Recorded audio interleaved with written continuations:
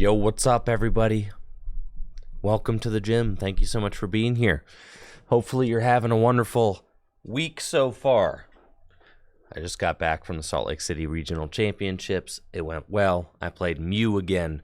Broken, filthy, disgusting Mew VMAX. Good old faithful. Thank you, Golden Face, for those 3 gifted subs. Thank you, Cacturn Jack, for the 22 months.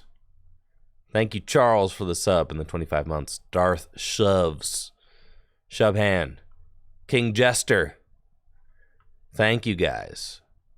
And then Slade and Kyle with the tier 3. Thank you guys so much for the love this morning. Wow, we got more. Zolimus with the 13 months. Dad Bods are okay with the Prime sub. And Devo.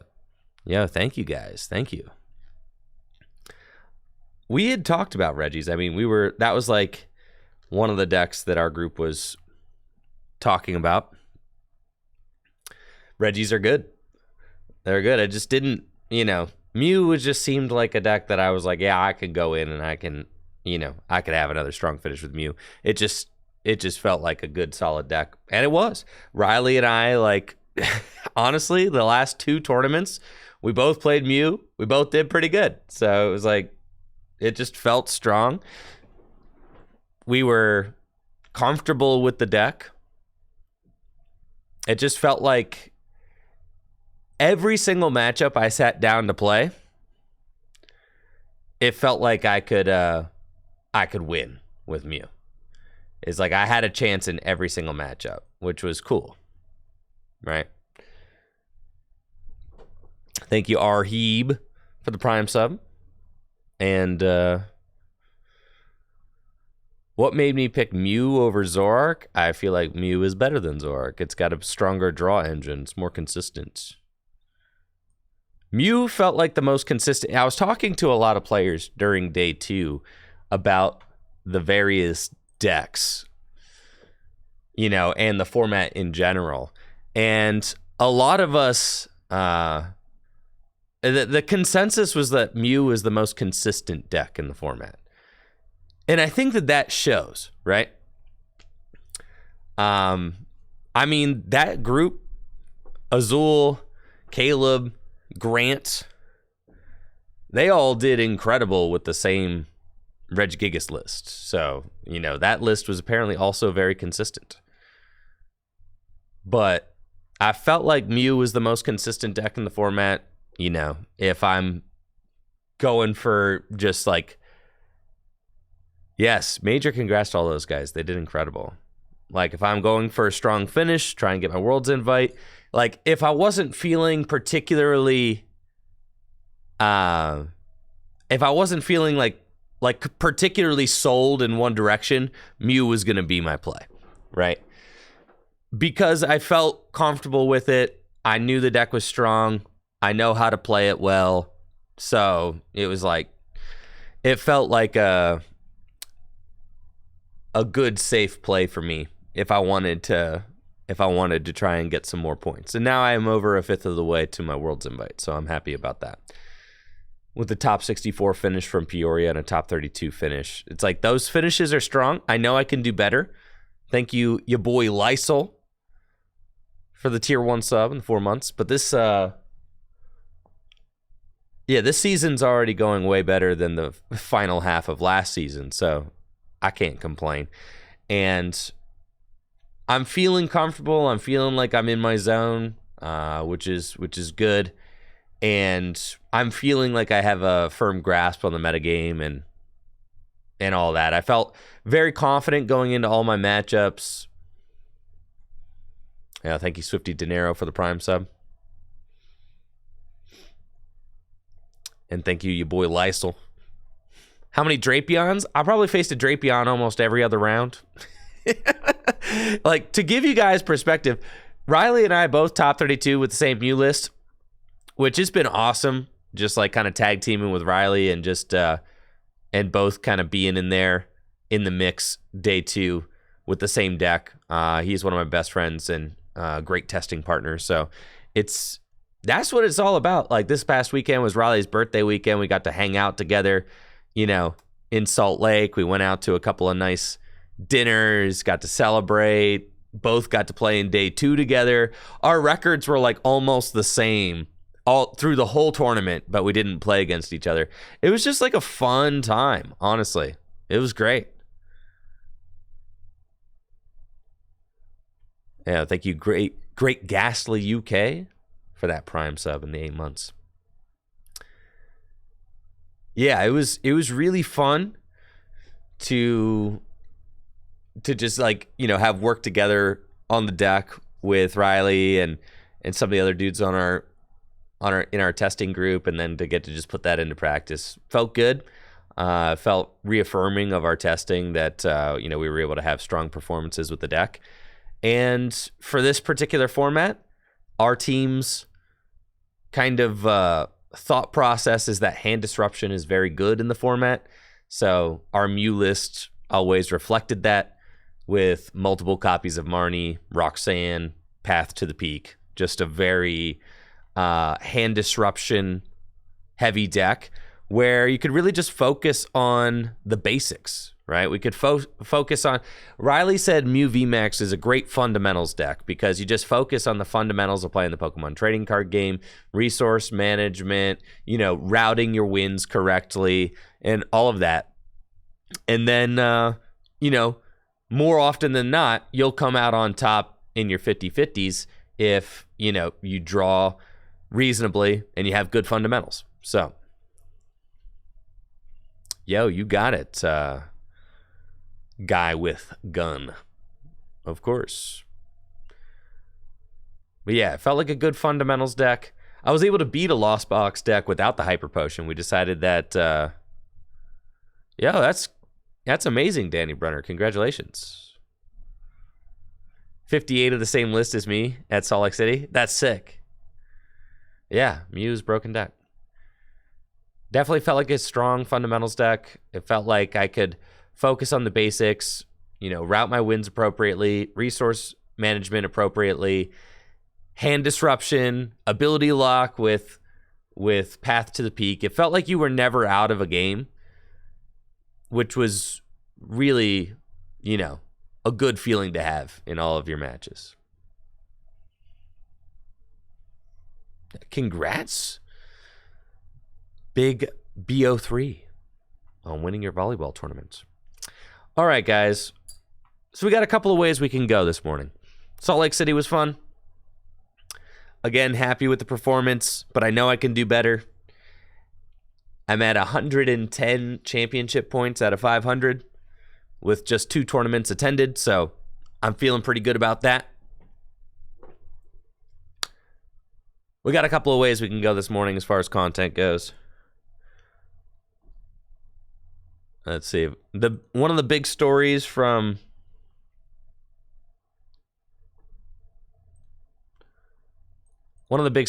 Salt Lake was obviously that Regigigas did very well. If we take a look at the top 8 deck lists, there was Azul, Caleb, Grant, all played the same Regigigas list. Drew Kennett was also there with Regigigas, so 4 Regigigas in the top 8, literally half of top 8 being Regigigas. And then James Thiel was playing Arceus Flying Pikachu with 2 Drapion in it. You want to know how we know that it played 2 Drapion? It's because Riley played against James with 2 Drapion. There was no chance, bro. 2 Drapion?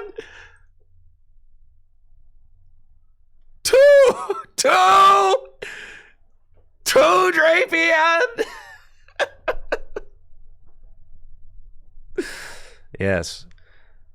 Riley had the misfortune of losing. You can beat 1 Drapion all the time, actually. 1 Drapion ain't even tough to beat. 2? Yeah. 2 were having a bad time. 1 Drapion is easy money. You just you can loss zone it, Roxanne them, boom, boom, you win the game, right? Or you can Path to the Peak, Roxanne them, The crazy thing about Roxanne in Mew VMAX is that the crazy thing about Roxanne and Mew VMAX is that, like, if you can just stick your opponent for one turn, you win the game. Because you're usually, in a Mew deck, you're usually only behind by one turn if you're losing, right? You just needed that one more turn. So Roxanne, you just Roxanne your opponent, and if you get that one turn where they don't have what they need, you win. Because you're drawing your whole deck. So you're going to have what you need. You almost, as the Mew player, you almost never whiff. But yes, Riley said that this was terrible. He said he almost won one game. he almost won one game. But yeah, the second Drapion V is going to make that extremely difficult. That's so crazy with 3 path in the deck too. Dang, bro. Yeah, that was a nightmare deck to play against. I felt very good about the deck's matchups, though. The deck does feel like it has a lot of 50-50s, which I'm comfortable with. Right? I got no problem with that. I like playing decks where I feel like I have where I have a good chance at being able to compete with whatever deck I'm sitting across from. But of course, the big story of the weekend is Hale with his Gudra deck winning the event. I mean, a perfect call with 4 Reggies in top 8. There we go. So the question for you all this morning is, do you want to play games with Gudra, or do you want to do a set review on the new cards coming up in Silver Tempest? What do we want to start with? Okay. What to do first? Gudra?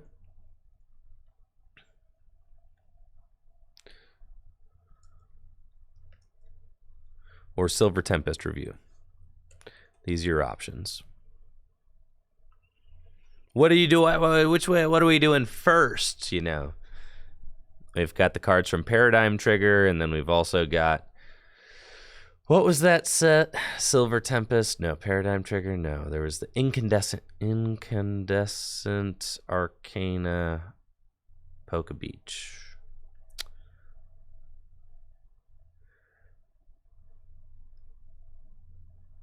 All 68 incandescent. Can we do the set review and then do anything other than Gudra? Why am I on Twitter? That's not where I want to be. No. I guess the tweet probably has the link to the article, though. Okay, that works. There we are. Ooh, boy. Dang, bro. What if there's so many ads. All right, what about Poke Guardian? Poke Guardian, Incandescent, Arcana.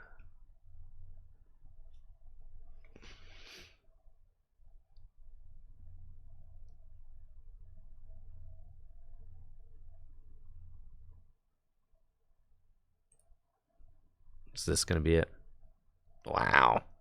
See, that just looks nicer. Yeah, it's easier on the eyes. Yeah, good stuff, Thunder Jolter.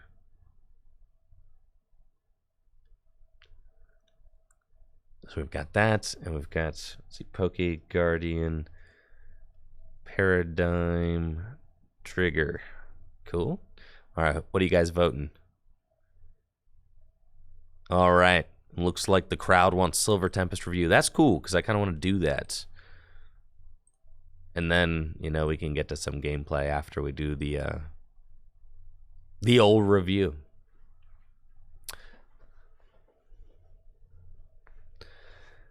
Deoxys V-Star.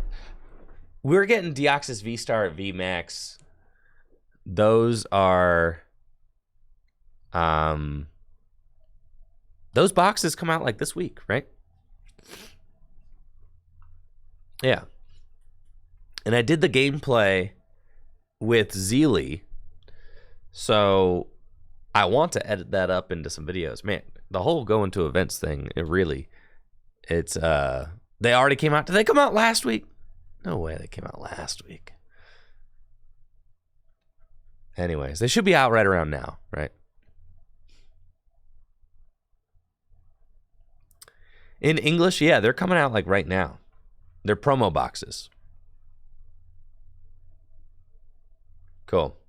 All right. It looks like 81% of you want to see a Silver Tempest review. That's cool. All right. We've got Poke Beach and we've got... No, I'm not using Poke Beach. I'm using Poke Guardian.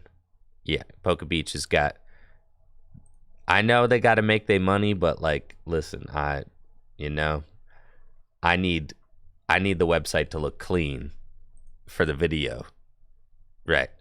And yeah, all them advertisements popping all over the place. Don't look great on the YouTube bit, so sorry, Poke Beach. There we go. That looks good. Feels good right there. All right, excellent.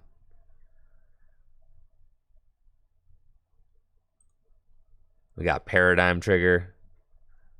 Is this not all the Paradigm Trigger cards? That is not all of them. All right, right? Is it? No, I need the article with all of them.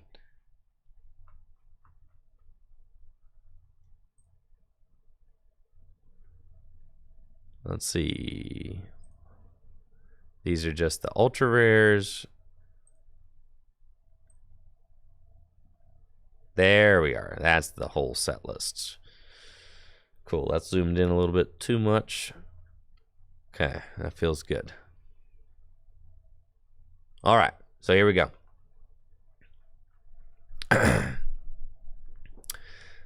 What's our Silver Tempest? Silver Tempest. Okay, cool. Let's do this thing. You guys ready to rock and roll?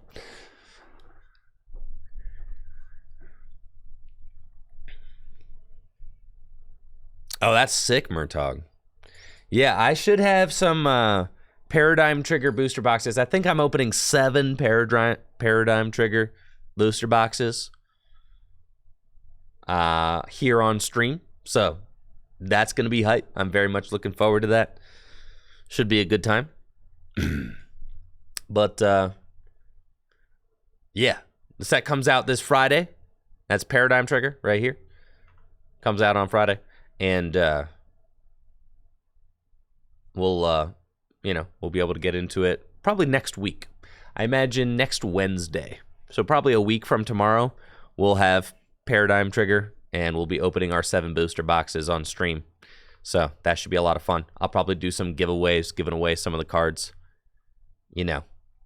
as we do. So, good stuff. What time does Silver Tempest release date?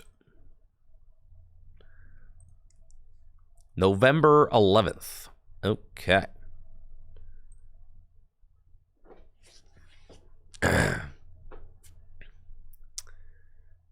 November 11th. Cool. All right.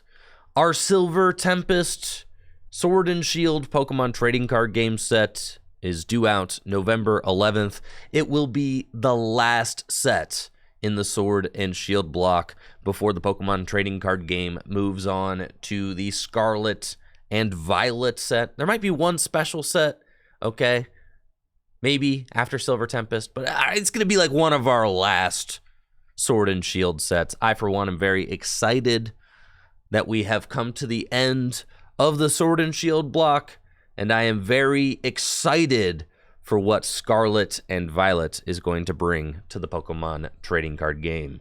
So in this video, I am going to be reviewing the cards from Japan's Incandescent Arcana and Paradigm Trigger sets, both of which will be featured in our upcoming Silver Tempest set. Silver Tempest will also include any cards that were cut from our Lost Origin sets. All right, cool. That was pretty good. That was a pretty good intro. I feel like I got all the main points there. That was nice. Anything I'm missing? I feel like I've pretty much got it. Wow, first take Tuesday. Dang, I didn't realize it was a take one Tuesday. That's pretty sick. I want to get an idea of the car. Wallace. All right, cool. Let's just dive into this beast and see what it do. First up, Radiant Alakazam is an awesome looking Pokemon card. Just experience this Radiant Alakazam. 2 spoons. Love it.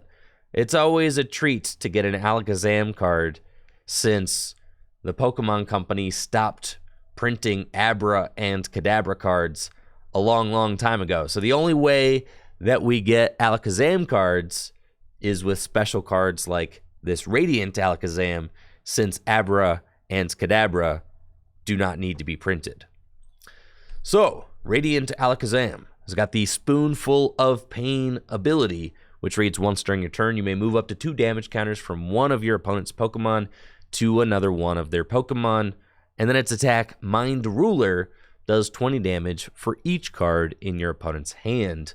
The attack isn't particularly strong. It's okay. If your opponent has 10 cards in their hand, you're going to be doing 200 damage.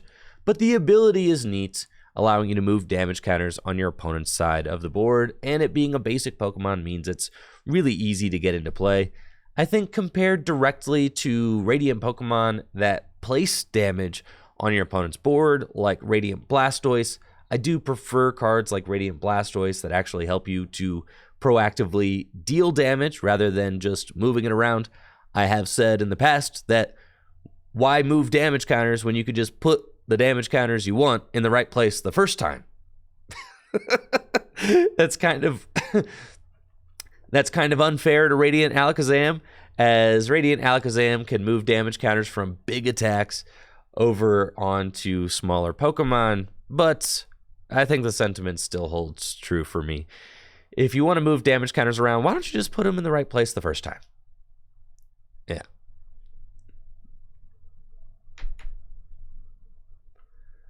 Let's see, Jinx. You know I love Kamiya's artwork. I'm always gushing about it. You know I love Kamiya's artwork. I'm always gushing about it, and you can tell a card is by Kamiya as soon as you see it. Love this Jinx. It's got an ability, Capricious Lips. If this Pokemon is knocked out by damage from your opponent's Pokemon V's attack, they don't take any prize cards for that knockout. So it can help buy time against Pokemon V heavy decks. And it's also got an attack. Psi damage does 10 damage plus 10 more damage for each damage counter on your opponent's active Pokemon. Jinx is an interesting card. Its attack can be used for 2 colorless energy. It could be used to finish off Pokemon V for just a double turbo energy or a twin energy if they've already been softened up by another Pokemon. And then the fact that they don't give up a prize card in return is pretty cool. But all in all, I do think that Jinx is a little bit underpowered and just coming out at the wrong time, since we're about to dive into the Scarlet and Violet era of the Pokemon TCG. Pokemon V are, I think, going to be going away, and Pokemon EX are going to be replacing them, which makes abilities like Capricious Lips less valuable in the long run.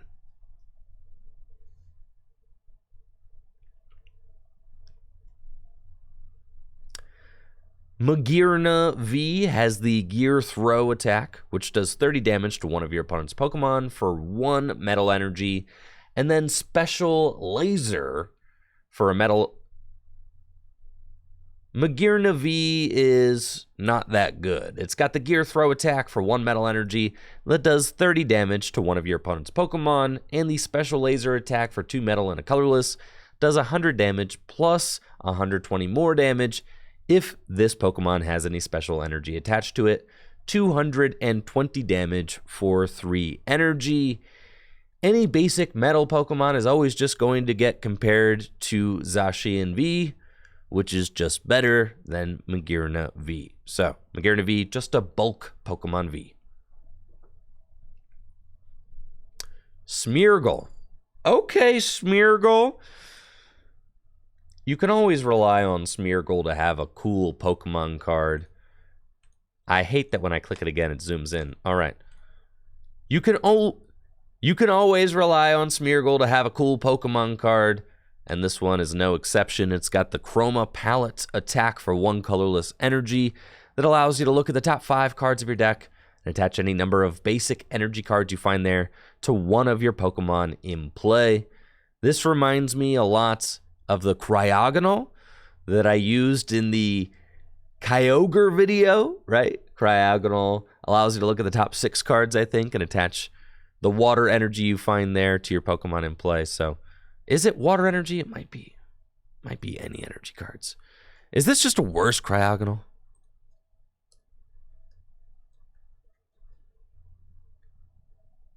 Yeah, it kind of is.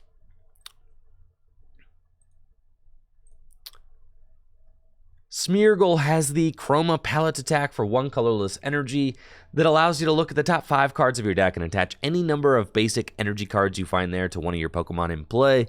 This is an interesting attack that could allow you to accelerate energy from the top of your deck to a Pokemon. It reminds me a lot of the Cryogonal that we used in the Kyogre deck that had 40 energy in it, which made Element Chain quite good, but most decks aren't going to be running 40 energy, which makes it so that attacks like Chroma Palettes will have limited usefulness.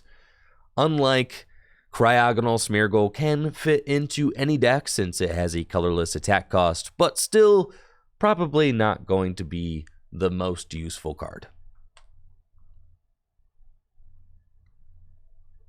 Thank you, Tony, for the Prime sub and the 26 months.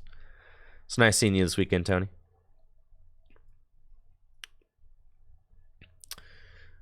We got a new supporter card, Free Sode Girl, which reads, search your deck for a basic Pokemon and put it onto your bench, then shuffle your deck.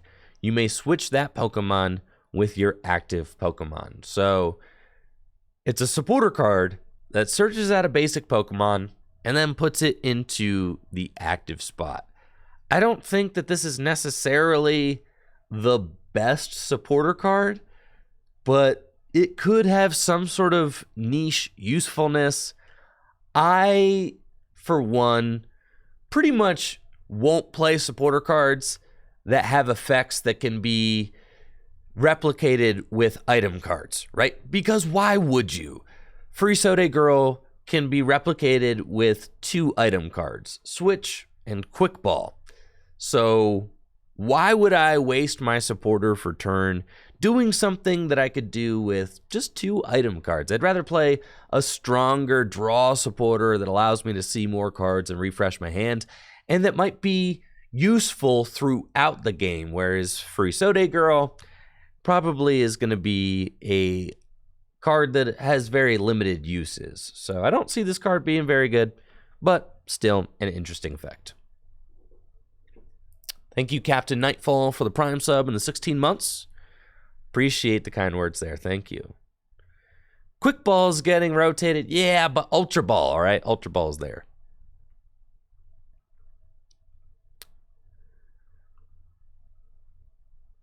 These holo rares aren't particularly terribly interesting. Yeah, the Articuno is not very good, but the Entei, I always like looking at cards that have a type but colorless attack cost. Entei is a basic Pokemon with 120 hit points and the ability Scorching Dash, which reads, if this Pokemon has any fire energy attached to it, it has no retreat cost, and its attack Claw Slash does 90 damage for 3 colorless energy.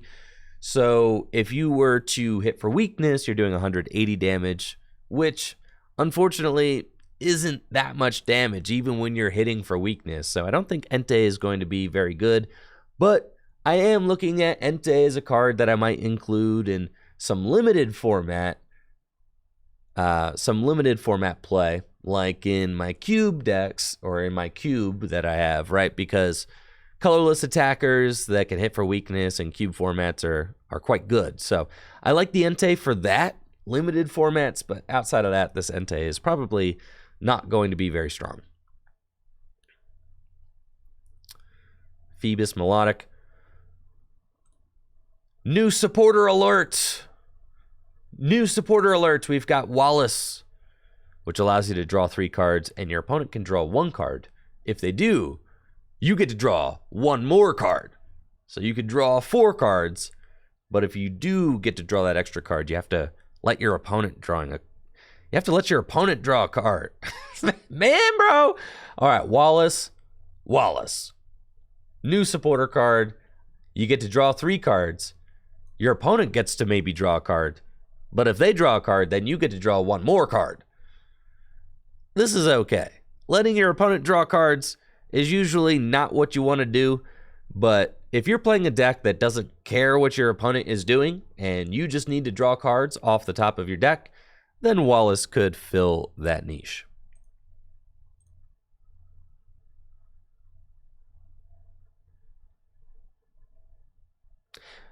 You could play that in Durant. True. If you're trying to deck your opponent out. Yes. Draw a card. Go ahead.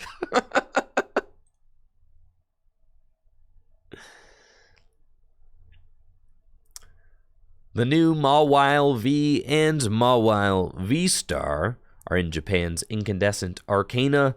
Mawile V-Star has the Sudden Chomper attack for 2 colorless energy.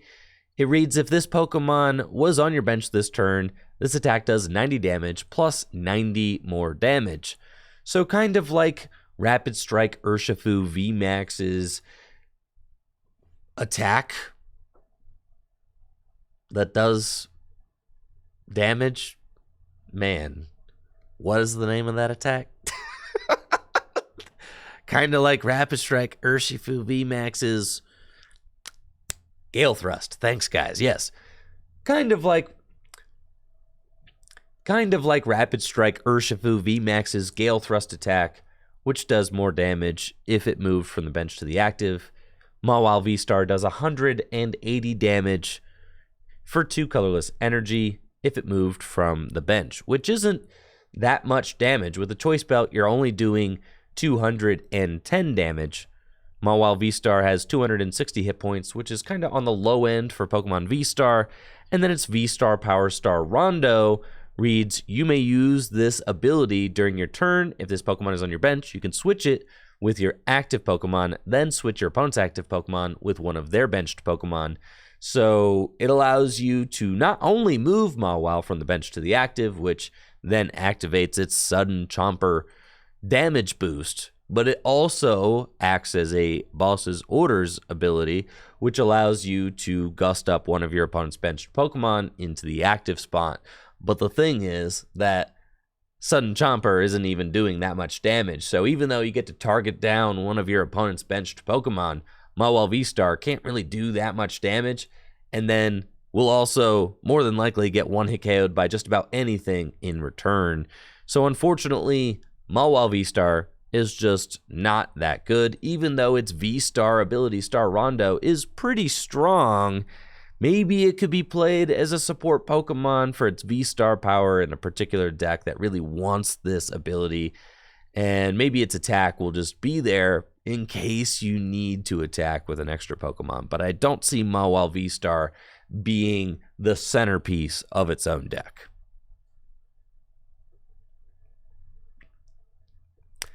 Mawile V-Star, man, bro, 260 HP. I'm okay with the fact that some of these V-Stars are not, like, I'm really excited that the Pokemon Company is not going the way of Cosmic Eclipse with this last Sword and Shield set. I'm really excited that they're not just printing the most broken Pokemon V and Pokemon V-Star ever as, like, Sword and Shield's final set. These Pokemon so far all seem relatively tame and like they're not going to impact the game for years and years to come, which is going to pave the way for a new kind of power level adjustment with the start of the Scarlet and Violet set. So I'm really excited that these Pokemon V-Star are not just like through the roof, mind-bogglingly powerful. I'm actually really excited to see this.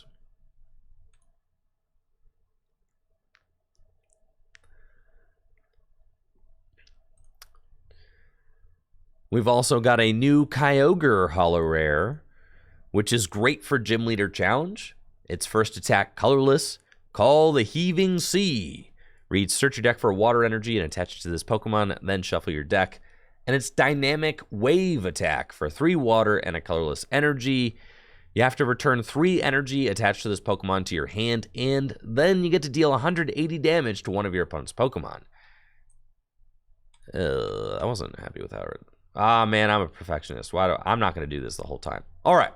There's a new Kyogre card, which has got a very powerful spread attack. I hate that. I try to click it to close it. It zooms in. There's a new Kyogre card that has a very powerful spread attack. This Kyogre has 140 hit points, which is great HP for a single prize Pokemon that's also a basic Pokemon. Its first attack, Call the Heaving Sea, helps to power up Kyogre for 1 colorless energy. You get to search your deck for a water energy card and attach it to this Pokemon.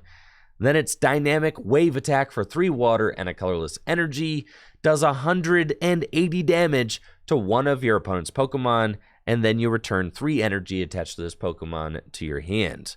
This card seems phenomenal in Gym Leader Challenge format. Now, if you're unfamiliar with Gym Leader Challenge format, it is by far my favorite way to play Pokemon cards. It's a custom Pokemon trading card game format that's really been taken off. It's featured at regional championships in the form of side events, international championships, the world championships. The Pokemon Company published it in their alternate format handbook.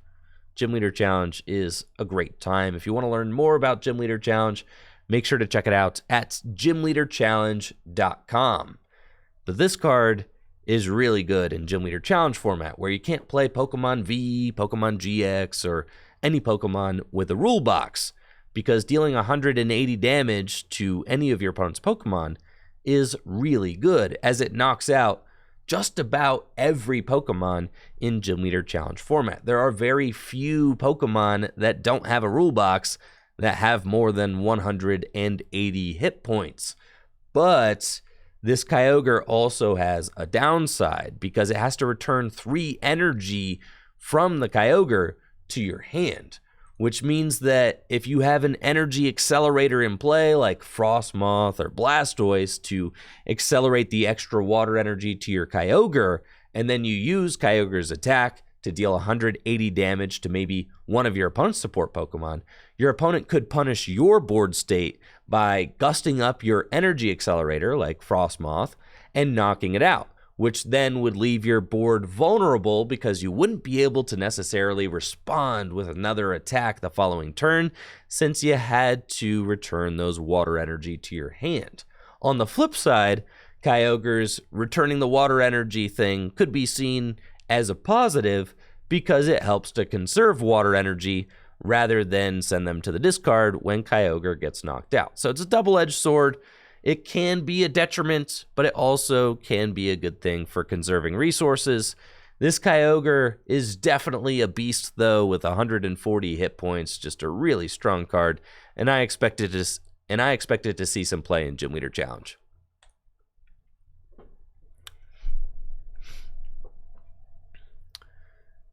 New special energy as well, V-Guard Energy. As long as this card is attached to a Pokemon, it provides 1 colorless energy. The Pokemon card is attached...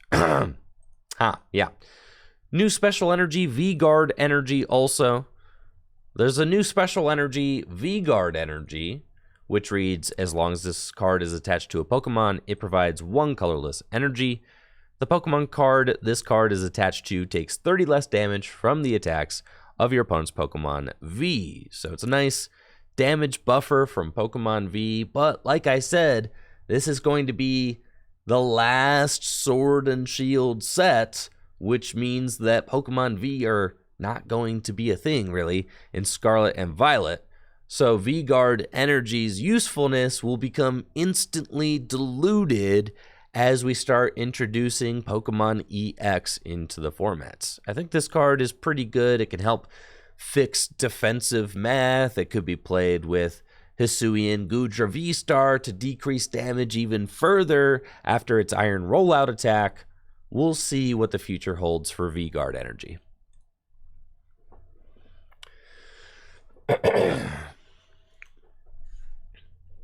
Tapu Lele. Nah. All right, Capture Aroma.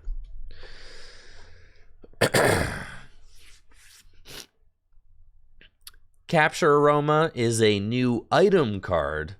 A new item card that involves a good old-fashioned coin flip. You flip a coin. If heads, you get to pick an evolved Pokemon from your deck and put it into your hand. If tails, you go find a basic Pokemon from your deck and put it into your hand. So no matter what, it searches for a Pokemon, but you're only going to... Dang it. Why? All right. Capture Aroma is a new item card that Capture Aroma is a new item card that involves a coin flip. You flip a coin. If heads, you search your deck for an evolved Pokemon. If tails, you search your deck for a basic Pokemon. So no matter what, you're getting a Pokemon from your deck and putting it into your hand. But you have to flip correctly in order to get the Pokemon that you want. This card could be played in Gym Leader Challenge formats since GLC is a singleton format. You can't just play 4 copies of Ultra Ball or 4 copies of Quick Ball, so sometimes you have to get creative with the cards that you choose to play. It is nice that it guarantees that it gets you something. I like playing Timer Ball, which you flip 2 coins and get an evolved Pokemon from your deck for each heads. Some players loathe Timer Ball and would probably prefer a card like Capture Aroma, which is guaranteed to get you at least something. I'm not sure that I love Capture Aroma since its effect is not guaranteed. You know, if you need a basic Pokemon in the first turn of the game and you flip heads and have to go get an evolved Pokemon instead, it can really mess up your game plan. So I'm not exactly sure about Capture Aroma, but it is an interesting card. And maybe it sees play, especially after Quick Ball rotates out of Standard.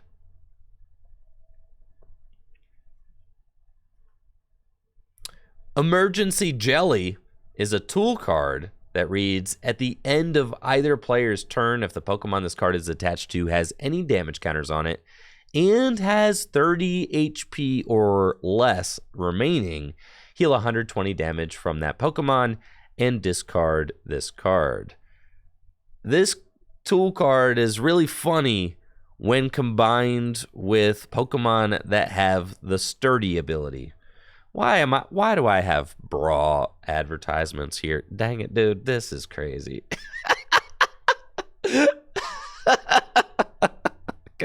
Come on, man. I'm trying to do a video over here, bro. Who's got Sturdy? Is it Hariyama? Is it Donphan? It's a Donphan, right?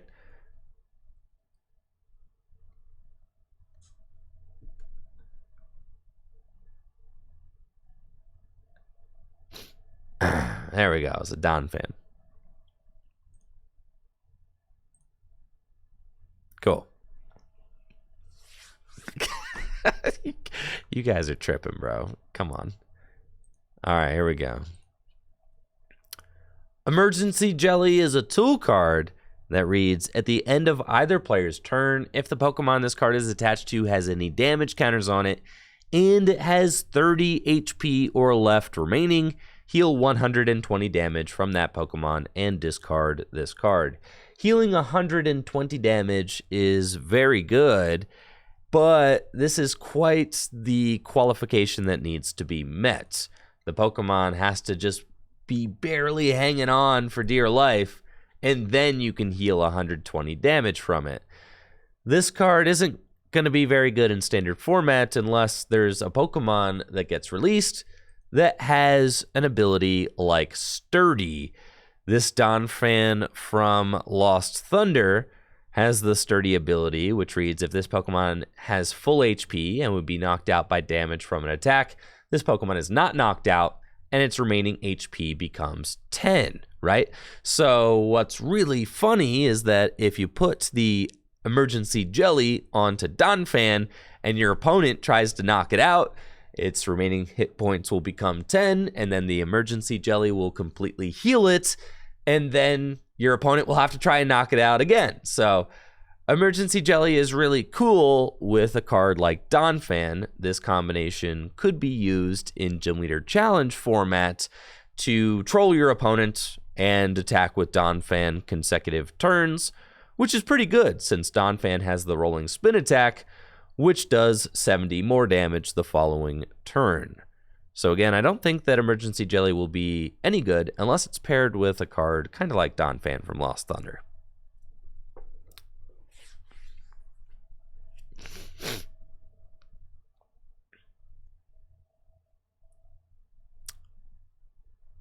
Could be played in Goodra, I guess, but still, 30. Your opponent has to play into it. That's the thing that I dislike most about it. Which is why I like the guarantee of a card like Donphan. Getting that guarantee is so good. New Calyrex Holo Rare has the King's Salute attack for 2 colorless energy. It does 30 damage, and you may search your deck for any 2 cards and put them into your hand. If you did, you shuffle your deck. That's pretty cool in limited formats, but not going to be strong or fast enough to compete in standard formats. Radiant Serena has the Elegant Healing ability, which reads, once during your turn, you may heal 20 damage from all of your Pokemon. If you're playing... Dang it, bro. Radiant Serena is a new Radiant Pokemon that has the ability Elegant Healing, which reads, once during your turn, you may heal 20 damage from all of your Pokemon. This is a really strong ability for tank and heal style decks, but it does compete for its spot with Radiant Gardevoir, which just prevents 20 damage from your opponent's Pokemon V. I think that some tank and heal decks will prefer Radiant Serena, while others will prefer Radiant Gardevoir, but it is worth noting that as the format starts to introduce Pokemon EX into the fold, that cards like Radiant Serena, which are kind of good all the time, will become stronger, and Pokemon that are more nuanced, like Radiant Gardevoir, which only prevents damage from Pokemon V, will become less useful. So I do like Radiant Serena as a card, and I think this ability is quite strong.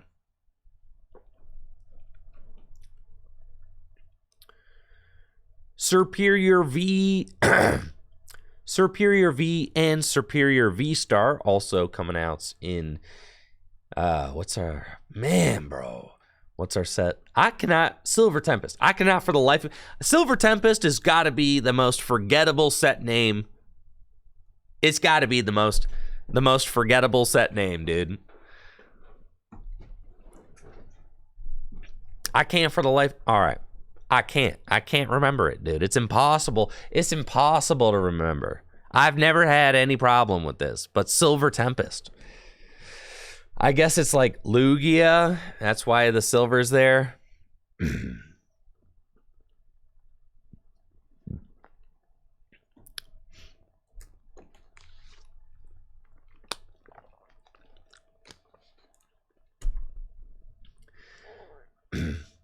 Superior V-Star and Superior V also coming out in our Silver Tempest set.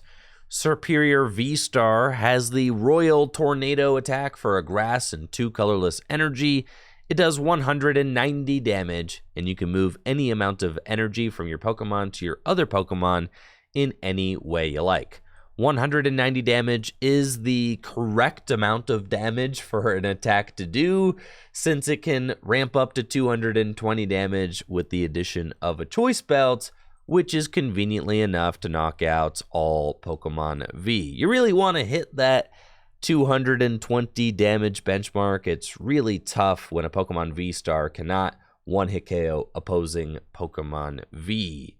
Now, this is an interesting attack since it allows you to move your energy anywhere you want on the board. It could allow Superior V-Star to inhabit this kind of tank and heal space where maybe you use Cheryl to heal your superiors after you attack and move all of the energy elsewhere on your board. Again, this would require that your opponent kind of play into that strategy and not one-hit KO your Superior V-Star, but it is an interesting kind of attack. Kind of reminds me of Gardevoir and Sylveon Tag Team GX, right? Which also had an attack that moved damage around, or it also had an...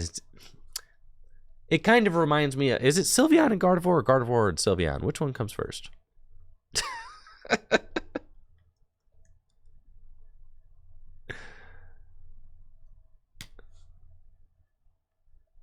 Guardian. That doesn't help me. It's not Guardian. Come on.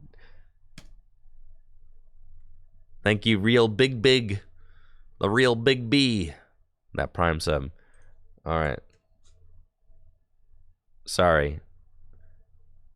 Pokemon card machine broke. It kind of reminds me of Gardevoir and Sylveon Tag Team GX's attack, which also moved energy around and helped you to heal the Gardevoir and Sylveon Tag Team GX. The Superior also has free retreats, which is really cool for a tank and heal style deck, since you can attack with the Superior V-Star, move the energy to a different Pokemon, and then easily pivot to a new Pokemon. Its V-Star power is the Coiling Star attack for 1 grass energy. It does 60 damage for each energy attached to this Pokemon. Then you switch this Pokemon with one of your benched Pokemon. So if you have 5 energy attached to your Superior V-Star, you can do 300 damage, and then you get to switch the Superior to your bench. Hit and run attacks are always good, since you can promote a Pokemon that maybe you don't mind getting knocked out, and it allows you to preserve your energy in a safe space on your bench.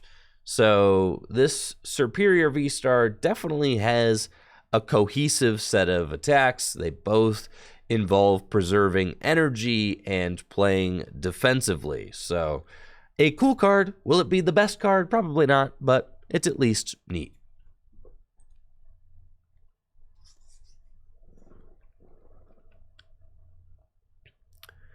Ho-Oh-V has the ability Rebirth Flames, which reads once during your turn. If this card is in your discard pile, you may put this card onto your bench. If you do, attach up to 4 basic energy cards from your discard pile to this Pokemon.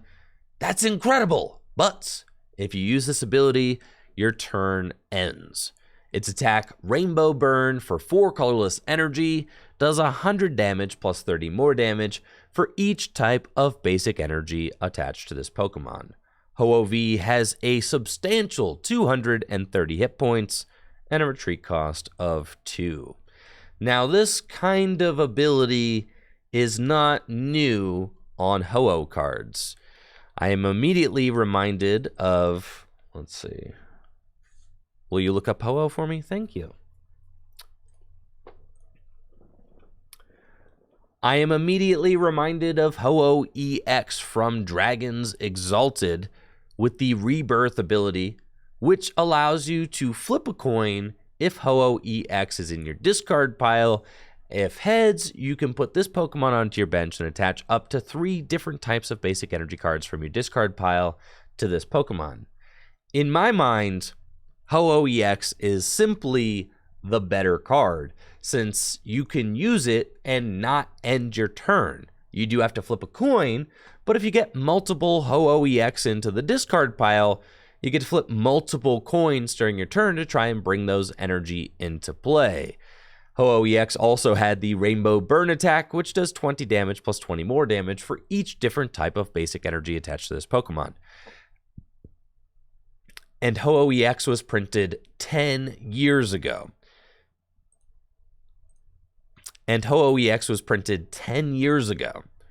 So Ho-Oh-V has a nice power bump as far as its attack goes, with 4 different types of energy attached to Ho. You're doing 220 damage, which is a respectable attack. But this attack ending your turn is quite the drawback, as you would have to have a turn that your opponent could gust up Ho-Oh-V and knock it out before you actually get to do anything with it.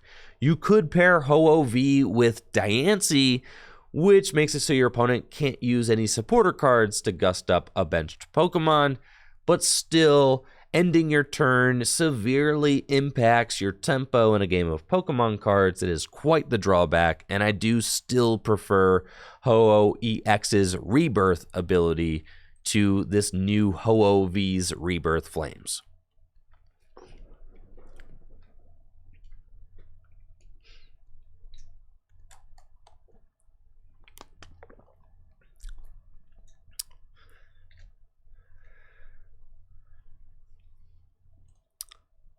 There's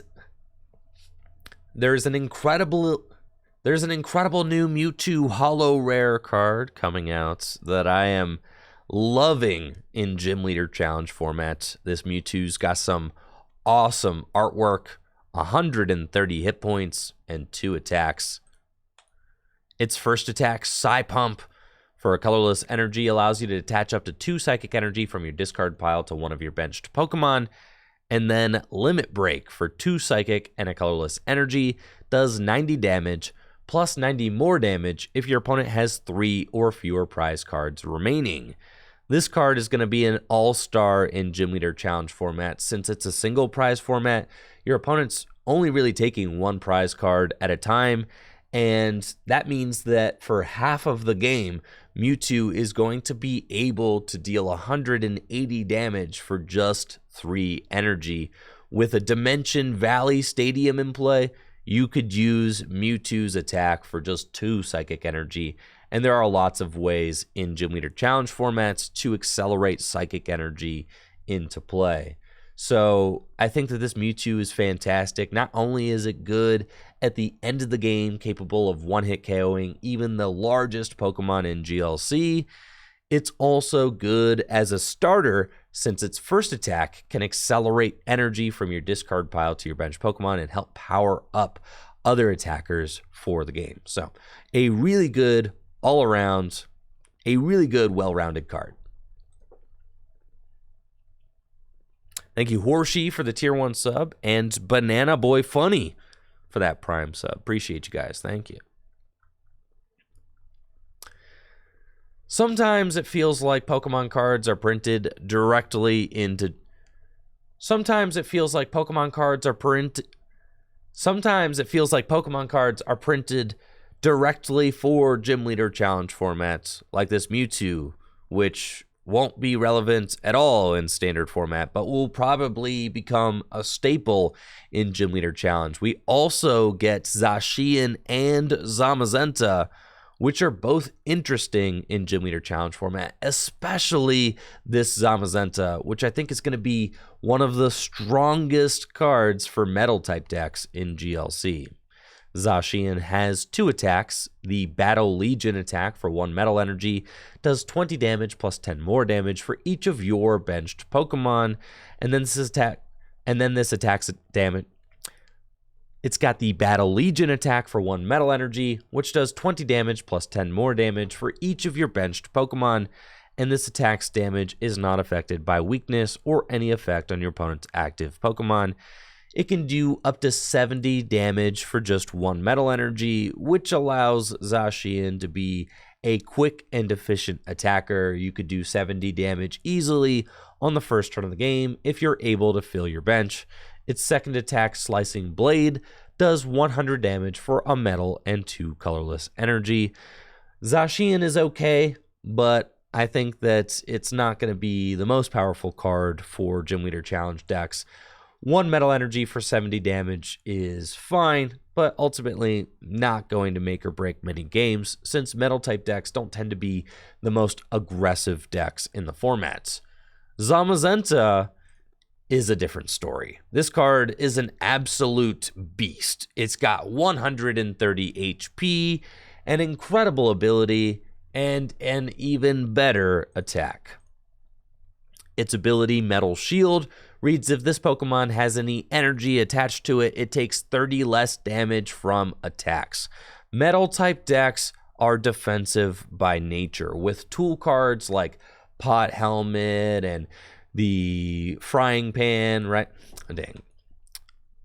Metal-type decks are defensive by nature, with tool cards like Metal Frying Pan and Metal Goggles and Pot Helmet.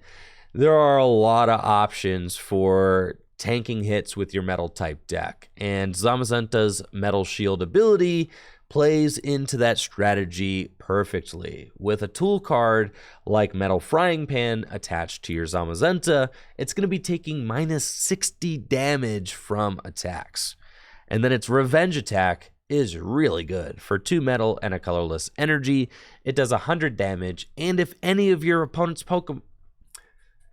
Its Revenge attack is really good. For 2 metal and a colorless energy, it does 100 damage, and if any of your Pokemon were knocked out during your opponent's last turn, it does 120 more damage. So 220 damage for 3 energy if one of your opponent's Pokemon knocked... So 220 damage for 3 energy if one of your Pokemon... Dang, bro!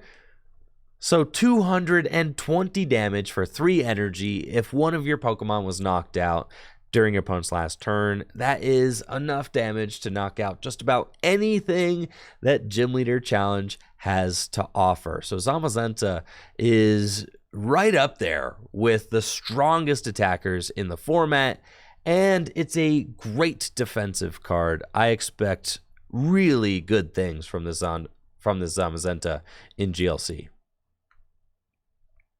Thank you, OptiLulz, for the tier 1 sub in the 5 months. Appreciate it. The editor is going to have some real work ahead. The editor is me! Yay! Isn't that great? I'm the editor. Yeah. You know, ultimately... the thing about doing like set reviews is I kind of have to do them live, right? Because, bro, there's only 8 hours in a day. I want to stream, but then I also want to do a set review. So we're doing it live, baby. We're always going to do it live. But then I'm also like, you know, I'm a little bit of a perfectionist sometimes. So I have to, sometimes I'm going to redo takes if I don't like how it sounded. Alolan Vulpix V-Star is... wow, I mean, just 240 hit points. Vulpix, man, that's not enough. Most Pokemon V-Star are rocking like 280. Even Mawil's got 260. 240? Sheesh. That's not a lot. Alolan Vulpix V-Star has the Snow Mirage attack for a water and 2 colorless energy. It does 160 damage, and this attack's damage is not affected by any effects on your opponent's active, and next turn, you prevent all damage done to this Pokemon from Pokemon with abilities.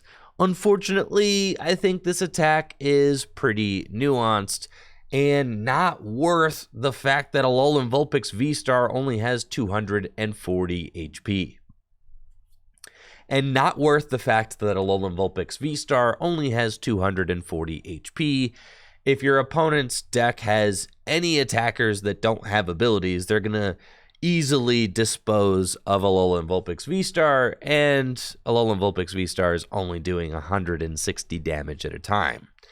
Its V-Star power is the Silver Snow Star attack, which is a free attack that does 70 damage for each of your opponent's Pokemon V.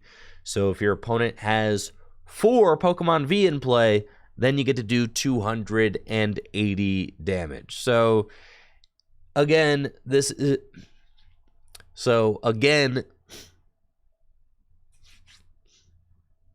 I'm like thinking, do I have to sneeze? I might have to sneeze.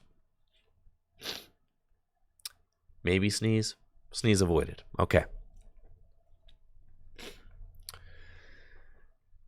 So again, this is a pretty situational attack, which is only going to be good if your opponent plays into it. So I'm not a huge fan of Alolan Vulpix V-Star, but it is undeniably cute.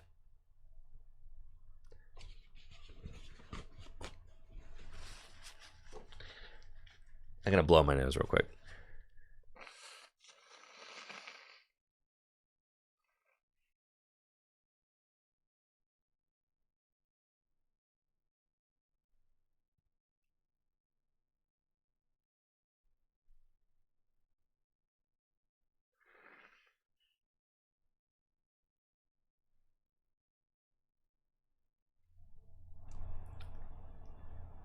All right. We're back. Beautiful. Oh, yeah, the toilet paper as tissues. I think I got... Yeah, I got a roll of toilet paper. That's my tissues. They're the same thing, bro. Tissues and toilet paper, they're the same. I mean, come on. It's useful. I don't understand why anybody buys tissues if you could just use toilet paper.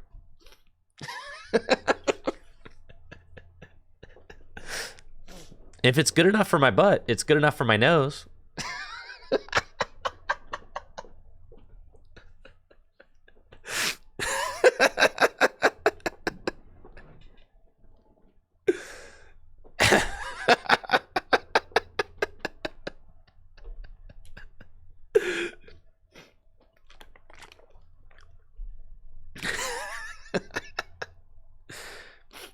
Nose bidets exist. They're those things that like shoot the stuff up your nose.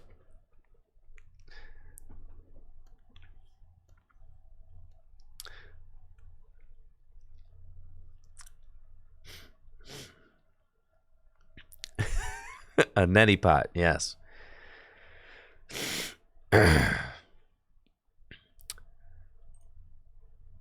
Reshiram V. I always thought, all right, do you guys like Reshiram?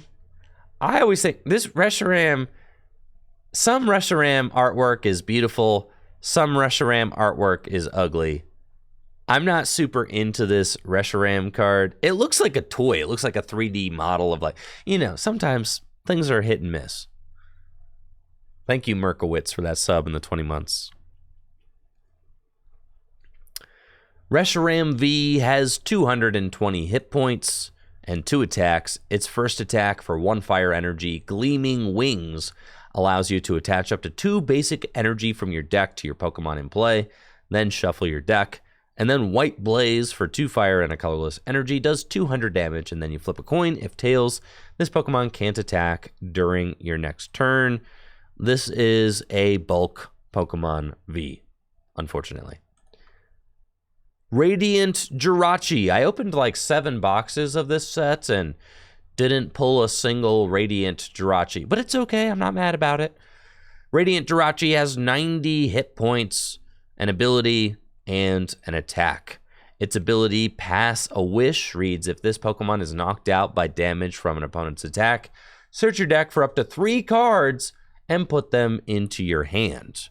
Its attack, Stellar Doom, for 2 colorless energy, requires that you flip 2 coins. If both of them are heads, your opponent's active Pokemon is knocked out. So Radiant Jirachi can one-hit KO anything if you flip 2 heads. This is an interesting card because you could just high roll a big knockout on a Pokemon VMAX or something, but again, you do have to high roll that knockout as you need to flip 2 heads.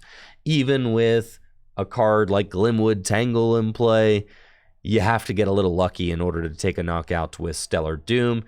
And your opponent has to play into your strategy by knocking out Radiant Jirachi in order for the Pass a Wish ability to be effective. So, I don't think that Radiant Jirachi is going to be a card that a lot of decks choose to use their Radiant Pokemon slot on, but it is a cute card that is pretty interesting in limited formats, right? So if you're playing a pre-release formats, Radiant Jirachi could be extremely good. since it can allow you to set up your deck with its Pass a Wish ability. If you're playing a cube format, Radiant Jirachi could be good, but outside of that, Radiant Jirachi is probably not going to have a lot of life. Serena is a new supporter card that has a pick 2 option. Pick one of two. Serena is a new supporter card that has a pick one of two option. It's always interesting when a supporter card can do two different things. And Serena is a really cool card because not only does it have the option to draw cards, it can also gust Pokemon on your opponent's bench. The supporter reads, choose one, discard up to 3 cards from your hand. If you discarded any cards in this way, draw until you have 5 cards in hand. Or switch one of your opponent's benched Pokemon V with their active Pokemon. So in some decks, Serena is just going to be a better Boss's Orders until Pokemon EX start to see play, right? Because some decks only really care to gust up Pokemon V anyways. I mean, in current standard format, if you're using Boss's Orders, odds are it is on a Pokemon V. I mean, I'm willing to say like 80% of Boss's Orders targets are Pokemon V right now. So some decks will be completely content with playing Serena and only being able to gust Pokemon V and then having the added draw option of filling your hand to 5 cards. Serena can also help to get cards into your discard pile if your deck plays out of the discard pile. So I really like Serena as a supporter card, but it is being released at the tail end of the Sword and Shield block. So I think Serena's usefulness will be at a peak during this time between Silver Tempest and Scarlet and Violet. But as more and more Pokemon EX start to come into standard, Serena's usefulness will decrease over time.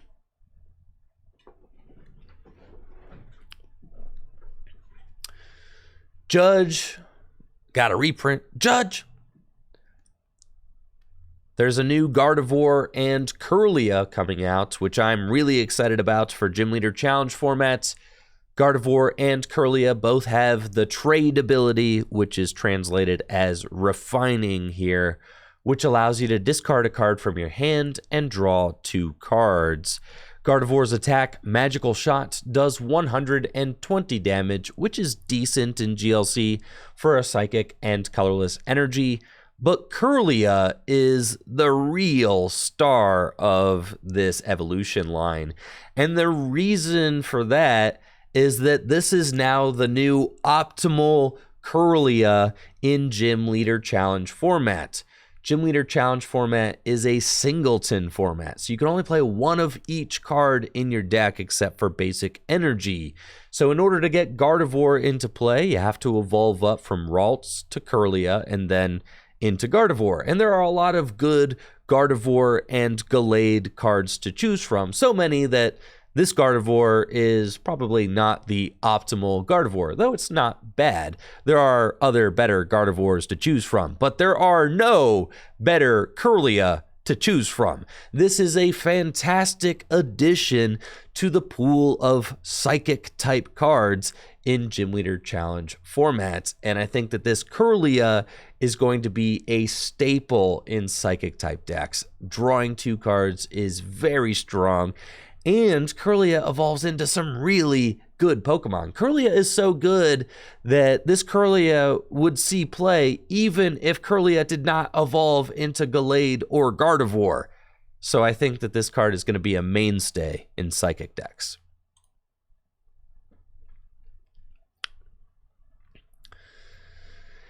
This is one of the reasons why I love Gym Leader Challenge so much, because it makes cards more interesting. Cards like Kirlia and Gardevoir and this Meowstic, which won't be relevant in standard formats, are going to make a huge impact in Gym Leader Challenge.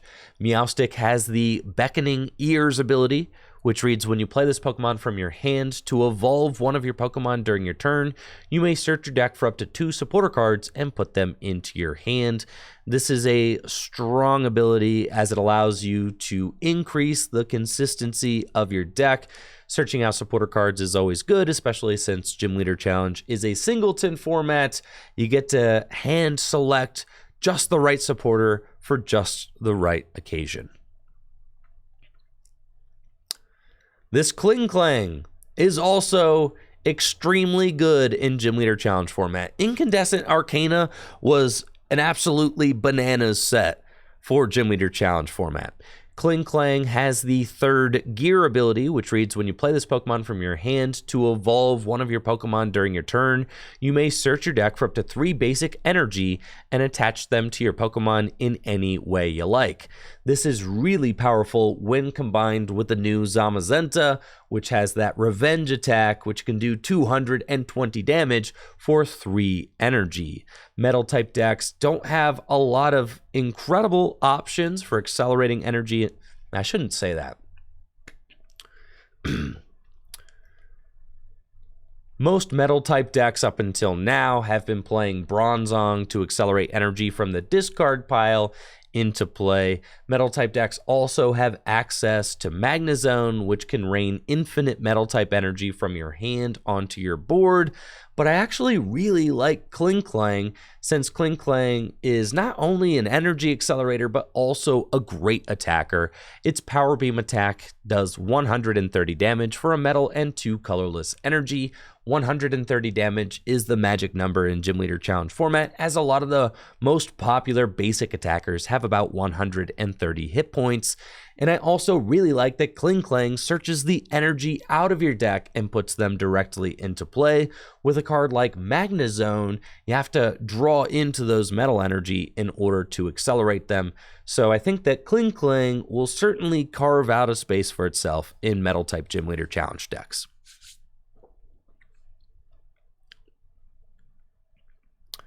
Devolution Spray. You could run Devolution Spray with Kling Klang if you want to use the effect more than once, right? You could play a card like Devolution Spray, which allows you to put an evolution card from play back into your hand, right? And it could allow you to use that ability more than once. I don't think it's totally necessary, but you could.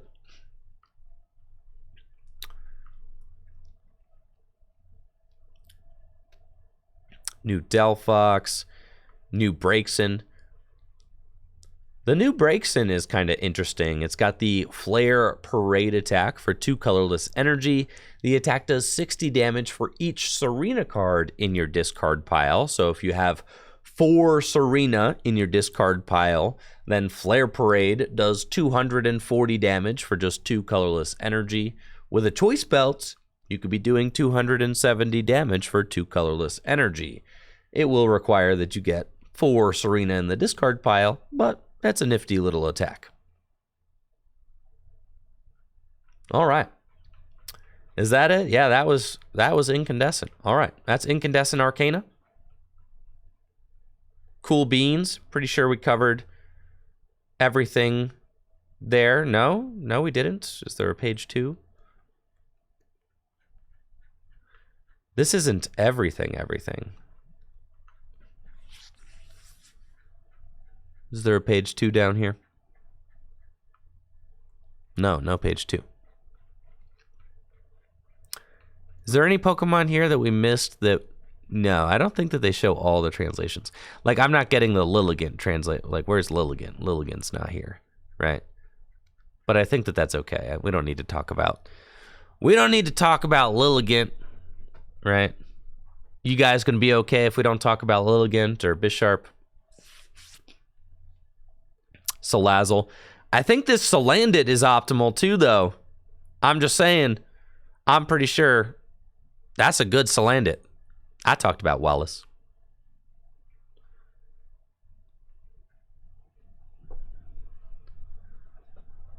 Nah, we didn't really miss any. There's a new optimal Wailmer too. What the heck, bro? No, we're going to talk about Paradigm. That's Paradigm Trigger, chat. We haven't got there yet. Of course, we're going to talk about that. This is just incandescent. That's fine.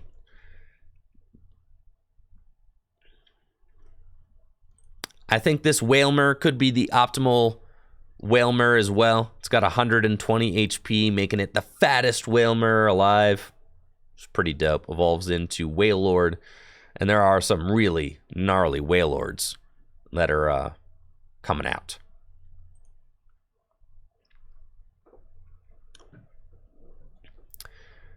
Our Silver Tempest sets will feature cards from both Incandescent Arcana and Paradigm Trigger. Incandescent Arcana has a lot of cards in it that are really good for Gym Leader Challenge formats, but the Pokemon V in this set were overall pretty weak, in my opinion. I think that Paradigm Trigger has the strongest Pokemon V that are going to be in our Silver. I think that Paradigm Trigger has the strongest Pokemon V that are going to be featured in our Silver Tempest sets. Let's take a look. Dude, that'd be sick if we get our boxes on Friday. Yeah, I'm going to be opening this set. The set comes out in Japan on Friday. I have them pre-ordered, so we'll see when they show up. I'm very excited about them, so I'll keep you guys posted on that. The Pokemon Company loves Oranguru. It seems like Oranguru always gets busted cards, and this is a really neat effect on this attack. Monkey Do for 1 colorless energy.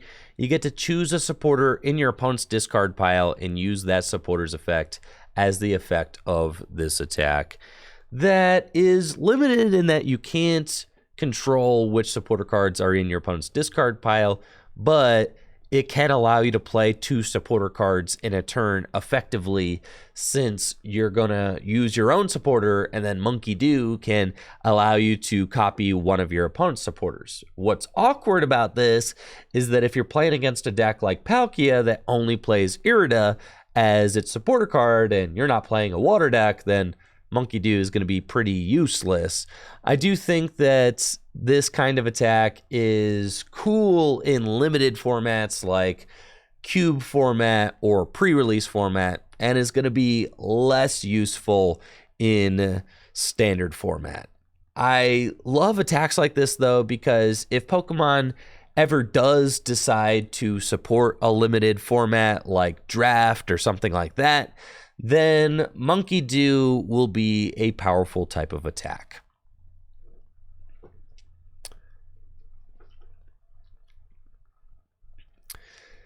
Lycanroc, this is a pretty sick card, has 120 hit points, and for 1 fighting and 1 colorless energy, it does 240 damage and 80 less damage for each energy attached to your opponent's active Pokemon. So that's interesting. If your opponent's Pokemon has 1 energy attached to it, you're doing 160 damage. If your opponent's Pokemon has 2 energy attached to it, you're doing like 80 damage. I mean, so it decreases rapidly.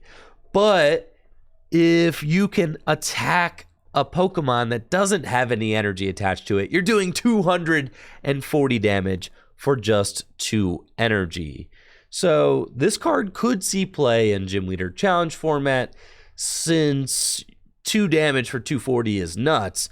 You would just be limited to the Pokemon that you can actively damage. Lycanroc is going to be best paired with Gust type effects like Boss's Orders or Guzma to target down a Pokemon on your opponent's bench that doesn't have any energy attached to it. A lot of times, support Pokemon like Rillaboom or Venusaur might not have any energy attached to them, or Pokemon like Blastoise, right? So Lycanroc could 1-hit KO those targets for just 2 energy. However, Lycanroc is a situational attacker, and it is tough accelerating energy onto Pokemon that can't just deal with whatever threat is in front of them, right? If your opponent's Pokemon has multiple energy attached to it, Lycanroc might be doing 0 damage, which is not exactly what you want to do.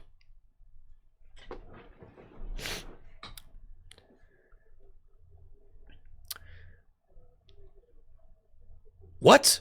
Oh, okay. I read this, and I didn't read the Radiant clause. I just read choose one of your opponent's Pokemon in play. That Pokemon is knocked out. All right. Noivern is the Radiant Slayer for 2 colorless energy. It's got the Radiant Hunt attack. Choose one of your opponent's Radiant Pokemon in play. That Pokemon is now knocked out. And then it's got the 7-fold Echo attack for a Psychic and a Darkness energy. Does 70 damage, and you draw cards until you have 7 cards in your hand. Radiant Hunt, 1-hit KOs Radiant Pokemon, but so do a whole bunch of other attacks that can also damage non-Radiant Pokemon, so I don't expect Noivern to be any good. Brandon is a new supporter card that reads you can only play this card when it is the last card in your hand, and you get to draw a card for each benched Pokemon in play. So Brandon can draw up to 10 cards if both you and your opponent have a full bench. But you can only play Brandon if it's the last card in your hand. I don't think that potentially filling your hand to 10 cards is worth the drawback of such a restrictive clause.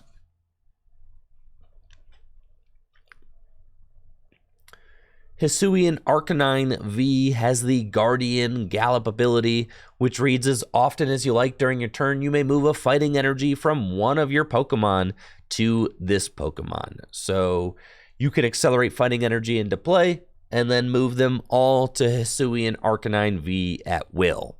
And then it's got the Rock Bullet attack for 4 colorless energy. It does 90 damage plus 30 more damage for each fighting energy attached to this Pokemon.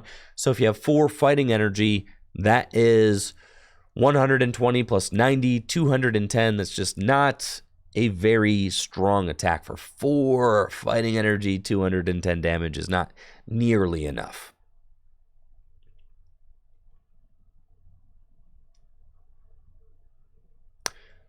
This is a crazy card. Sigilyph has got the full alert attack for 1 colorless energy. Allows you to search your deck for 1 basic Pokemon and put it onto your bench. Then shuffle your deck. But if your opponent's active Pokemon is a Pokemon V, search for up to 5 basic Pokemon instead. So Sigilyph can completely set up your deck if your opponent's active is a Pokemon V.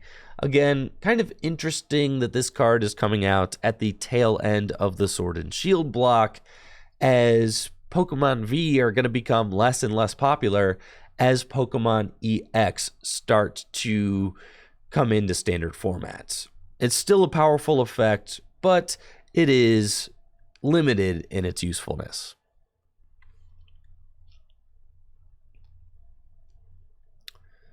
New Raichu's okay. Worker is another new Worker is another new draw 3 supporter variant that allows you to also discard a stadium in play. This can be good for decks that want to remove Path to the Peak from play to allow their Pokemon with rule boxes to use abilities again. If you want to draw a supporter that also bumps Path, Worker is your girl.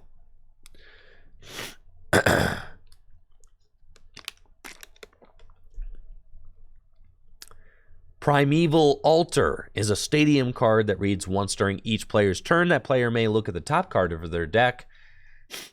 Primeval Altar is a new stadium card that allows each player to look at the top card of their deck during their turn, and they may discard that card. In decks that want to accelerate cards to the discard pile, Primeval Altar could be an option, especially since Quick Ball is going to be rotating in the relatively near future. You could use I was going to say you could use Primate Wisdom Oranguru to put a card on top of your deck and then discard it, but Primate Wisdom Oranguru is also going to be rotating in the relatively near future. I do think that Primeval Altar is an interesting card that allows you to churn through your deck and ship cards to the discard pile that you want there. Thinning your deck is almost always good, and I think that Primeval Altar could fulfill that job in certain types of decks. Absolutely love this new Luxray card. It's got the ability Explosive Start, which reads if this Pokemon is in your hand when you're setting up to play, you may put it face down as your active Pokemon. It's got the Seeking Fangs attack for 1 colorless energy that allows you to search your deck for up to 2 trainer cards, reveal them, and put them into your hand. This Luxray, let's see.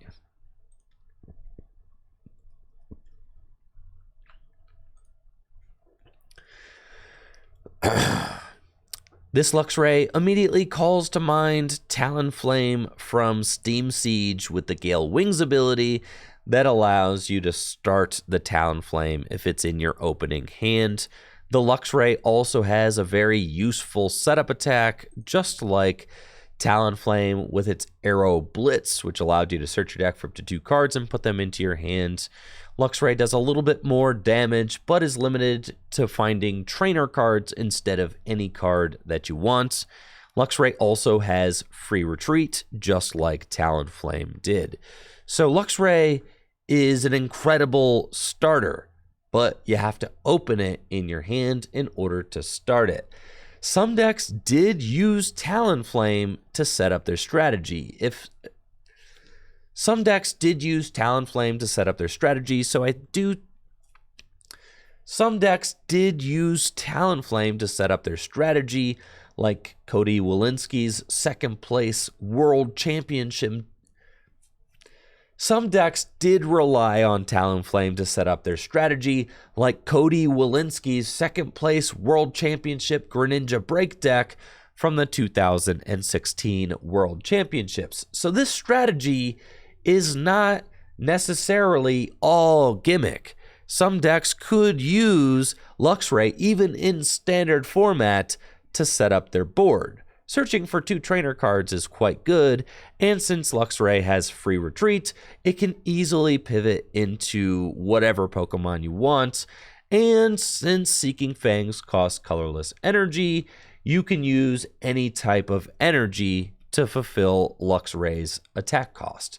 Luxray could also see play in Gym Leader Challenge formats, though it is tough to pull off the Explosive Start since Gym Leader Challenge is a singleton format. You would have to get a little lucky to open your Luxray, but thankfully there are some really good Shinx and Luxio cards in Gym Leader Challenge format that could make playing this Luxray worth it, since you could evolve into Luxray or open it in order to get it into play.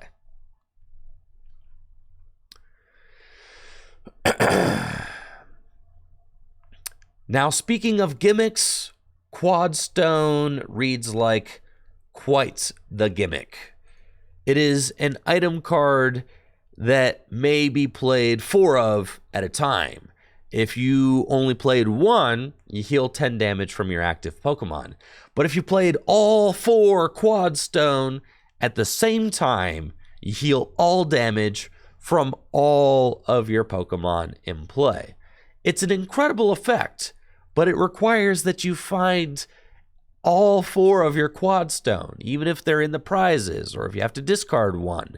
You have to find all 4 Quadstone and play them at the same time, which is not an easy thing to do. Thankfully, the card does have a one-off effect, healing 10 damage. I think that Quadstone is a meme. Yeah, I don't think it's going to be very good, but maybe I'm wrong. Maybe there's some sort of deck that can break Quadstone. I just don't expect there to be one. Shady dealing, sure, but the prizes, bro, it's just not worth it, man. It's not worth it. Chestnut V has got the point and shoot ability. If your active Chestnut V is damaged by an opponent's attack, put 3 damage counters on the attacking Pokemon. And then touchdown! For 2 grass and a colorless, does 130 damage and heal 30 damage from this Pokemon. Chestnut V is not very good. Candace is a new supporter card that allows you to look at the top 7 cards of your deck. You may reveal any number of water-type Pokemon and water energy cards you find there and put them into your hand.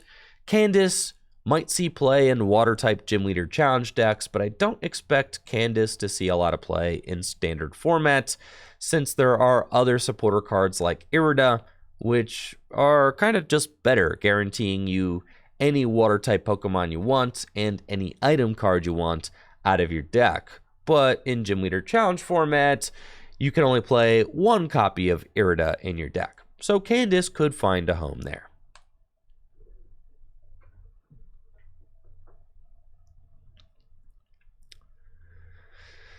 Yeah, I know a lot of people were wondering what the Candace card could do, so I'm happy to be able to answer that here on stream. Yeah, a lot of people wondering what Candace can do. So happy that we could be of help. Frostlass. It's got Candace there, standing supportively in the background. For 1 water energy, Snow Jail does 20 damage, and if you played Candace from your hand during this turn, this attack does 90 more damage, and your opponent's active Pokemon is now paralyzed. That's not very good. Glalie has got some awesome artwork. I really love the Glalie there. It's got the big mouth attack for 4 colorless energy. If you played Candace from your hand during this turn, your Glalie has the big mouth attack for 4 colorless energy. It does 130 damage, and if you played Candace from your hand during your turn, it does 130 more damage. That is a lot of damage. 260 damage for 4 colorless energy, but you have to play Candace from your hand, and 260 damage for 4 colorless energy, but you have to play Candace as your supporter for turn in order to get that damage boost. An interesting attack, but I don't think that these Candace adjacent Pokemon are going to be very powerful.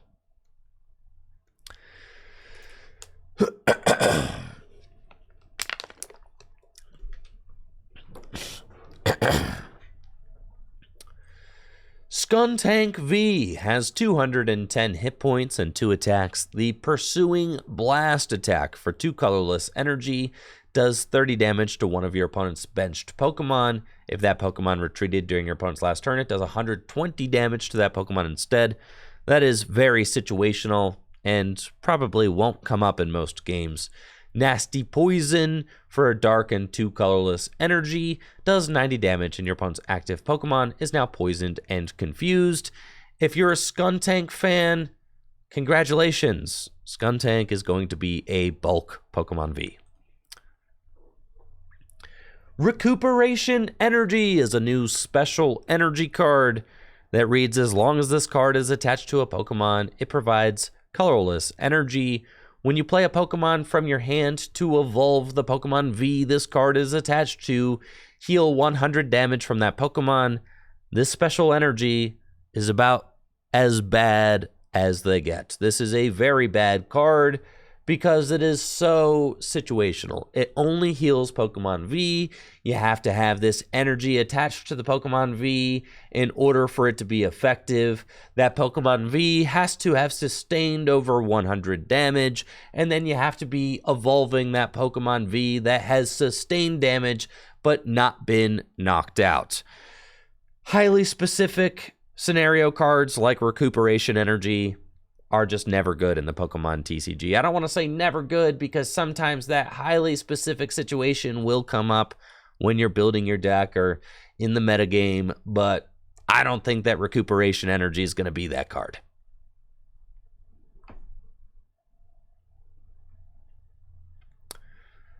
Ariados has the ability Blighting Web which reads your opponent's Pokemon V-Star's attacks cost 1 colorless more. You can't apply more than 1 Blighting Web ability at a time. This is a really interesting ability. You do have to evolve a Spinner Arc, and, you know, this is a really interesting ability. You do have to evolve Spinner Arc into a Dang it, bro. This is a really interesting ability. You do have to evolve Spinnerack.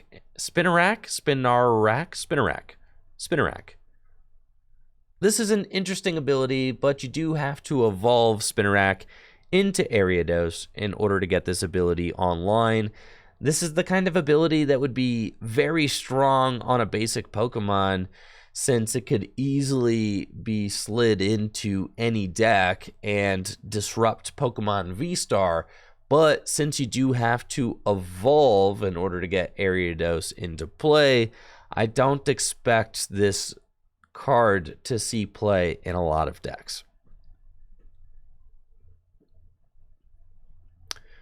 New Sleepy Incineroar could be good in Gym Leader Challenge format. It's got 170 hit points, which is a fantastic amount of HP for a Stage 2 Pokemon, and 2 attacks. Its first attack, Secret Move, for 1 fire energy, allows you to choose an attack for one of this Pokemon's previous evolutions and use it as this attack. So we're going to have to go look at all of Torracat's attacks, or Litten's attacks. And then Flare Shot for 2 fire energy does 180 damage, and you discard all energy from this Pokemon.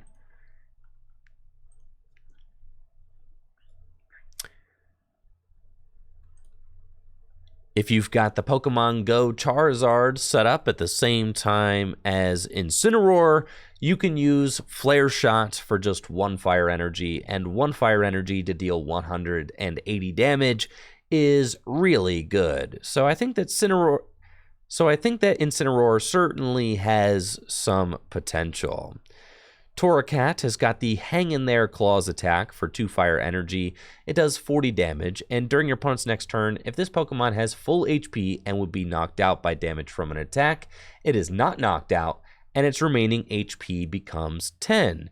It's really interesting since Incineroar can use that attack, so you could make your Incineroar essentially invincible for a turn if you only need to deal 40 damage, which is pretty cool. And then Litten has the Reprisal attack for 2 fire energy. It does 20 damage for each damage counter on this Pokemon. So if you're following along, you could do this funny little wombo combo where you Secret Move and copy Hang in There Claws to deal 40 damage, and then if your opponent tries to knock out the Incineroar hangs on with 10 hit points, and then you can strike back with a full-powered Reprisal, which will deal 20 damage times 160 to deal 320 damage for just 1 fire energy. So kind of a gimmick, but also pretty cool. And Incineroar does do 180 damage for 2 fire energy, which is just good damage output anyway. So I think that Incineroar could be valuable in Fire-type Gym Leader Challenge decks. Thank you, Rascom Zapak, for that Prime sub.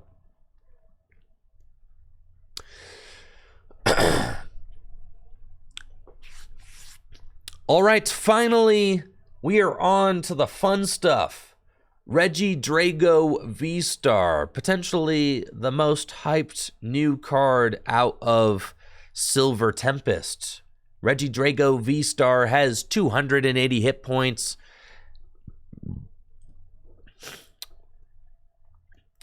Regidrago V-Star is potentially the most hyped new card out of Incandescent Arcana.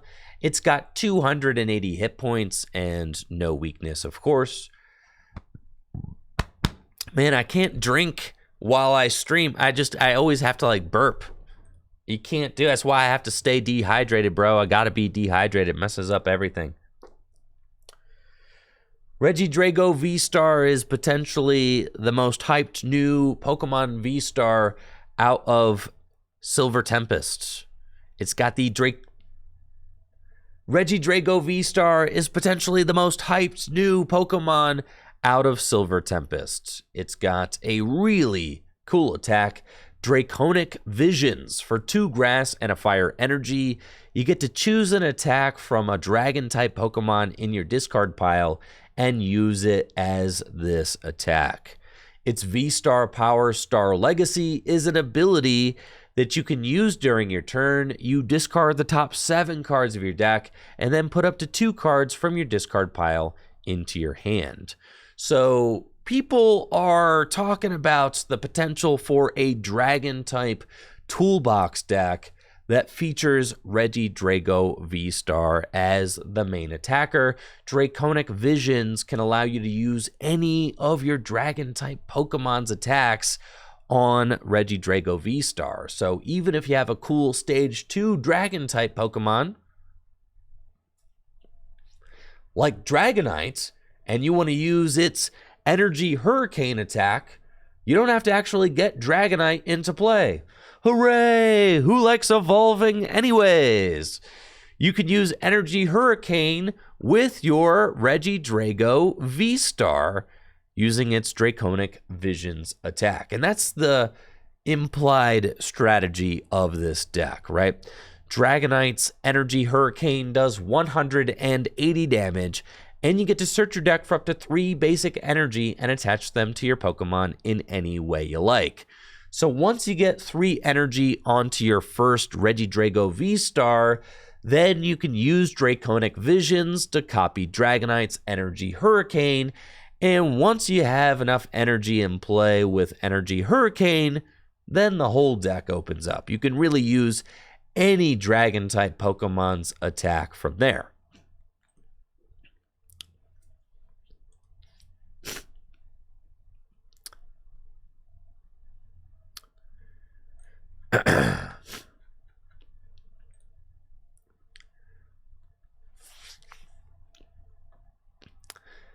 And wouldn't you know it, there are a lot of really powerful dragon type. Man, all right, I'm blowing my nose. Give me a second.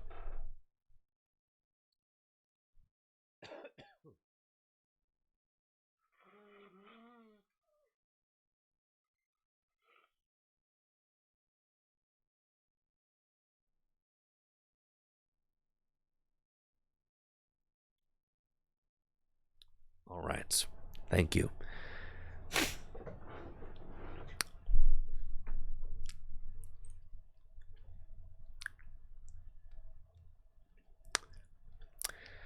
All right, here we go.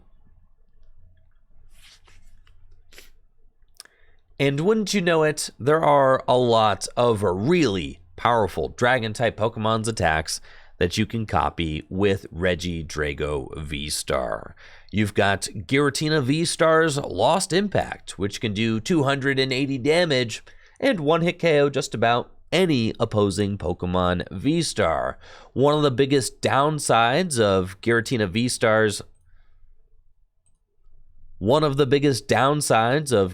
V-Star's Lost Impact attack was that it wasn't very good for knocking out single prize Pokemon. You really only wanted to use Lost Impact if you were knocking out a big target. Regidrago can fix that by only using Lost Impact when you want to knock out something big. If you want to knock out something small, you can use a more reasonable attack.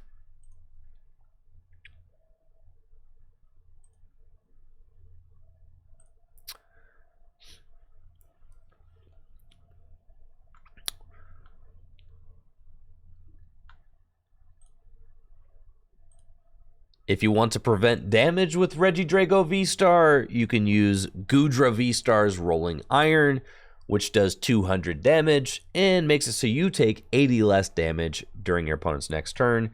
This would be the ideal attack for knocking out single prize Pokemon, as it also helps you to sustain hits the following turn and doesn't waste your own energy.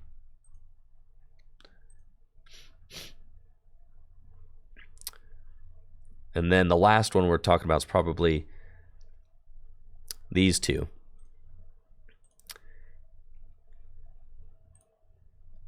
If you want your Regidrago V-Star to be able to target down any Pokemon on your opponent's side of the board, you can copy Garchomp V's Sonic Strike attack, which requires that you discard 3 energy from this Pokemon, but it does 220 damage to any of your opponent's Pokemon in play. So that's really good, since Regidrago V-Star can use Sonic Strike for just 3 energy instead of 4.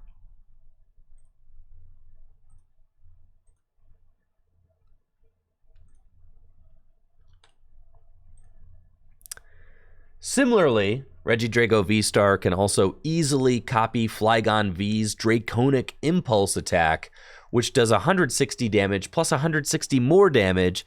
If the defending Pokemon is a Pokemon VMAX, you do have to discard 3 energy from this Pokemon in order to use that attack, but giving your Regidrago V-Star the ability to instantly KO a Pokemon VMAX is just really powerful.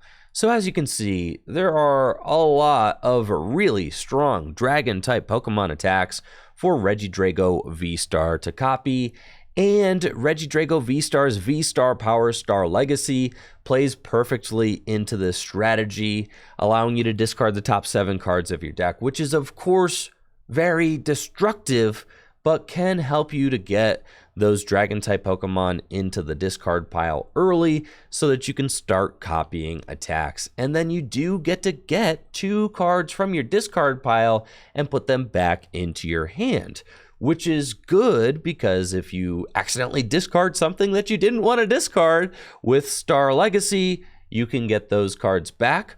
Or if there's a card from earlier in the game that you discarded, you can get that card back with Star Legacy as well. So I think that Regidrago V-Star is going to be a really powerful new deck with this toolbox strategy, allowing you to accommodate for any situation that you might encounter in a game of Pokemon cards. Yeah, and you can use Gardenia to help power up the first Draconic Visions attack. Then once you just have to get to the first Draconic Visions. And then once you get that first Draconic Visions and copy the Dragonites, then you're kind of good to go. It's kind of like Pikarom, right? Whereas like you just had to pull off the first Full Blitz. And then once you used Full Blitz once, you were pretty much good to go. You might, use Draconic Visions to copy Energy Hurricane twice. It kind of reminds me exactly of Pikarom. You're going to Full Blitz a couple times and then you're good to go.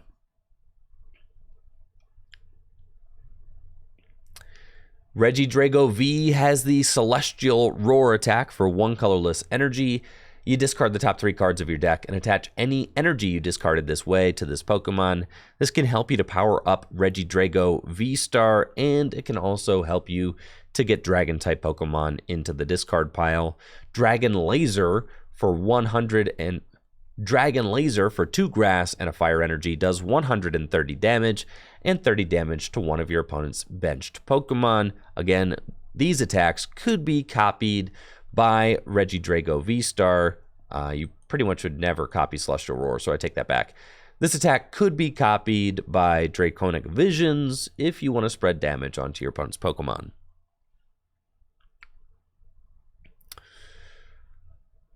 Finally, we have got a Regieleki card that has free retreat. It's about time. The fastest Pokemon in the known universe up until this point had some pretty hefty retreat costs, okay? I mean, like, ridiculous stuff, like retreat costs of 2 and even 3. Finally, we've got a Regieleki card that has the free retreats that we come to expect from such a speedy Pokemon. Regieleki VMAX has 310 hit points, an awesome ability, and an attack. Its ability Transistor reads your Lightning-type basic Pokemon's attacks do 30 more damage to your opponent's active Pokemon. And it stacks. So if you have one Regieleki VMAX in play, you're doing plus 30 damage with your basic lightning Pokemon. 2, you're doing plus 60. 4, you're doing plus 120. Let's say you have 2 Regieleki VMAX in play, and you want to attack with the strongest basic lightning type Pokemon, Vikavolt.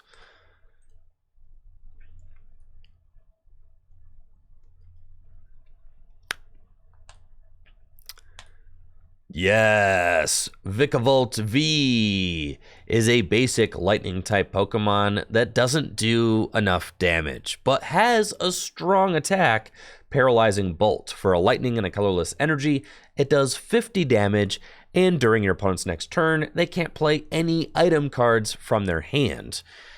If only there was a way to make it so that I could do more like 100 damage with Paralyzing Bolts and item lock my opponent. Yes, with Regieleki VMAX, you can do just that. Get a couple of Regieleki VMAX in play.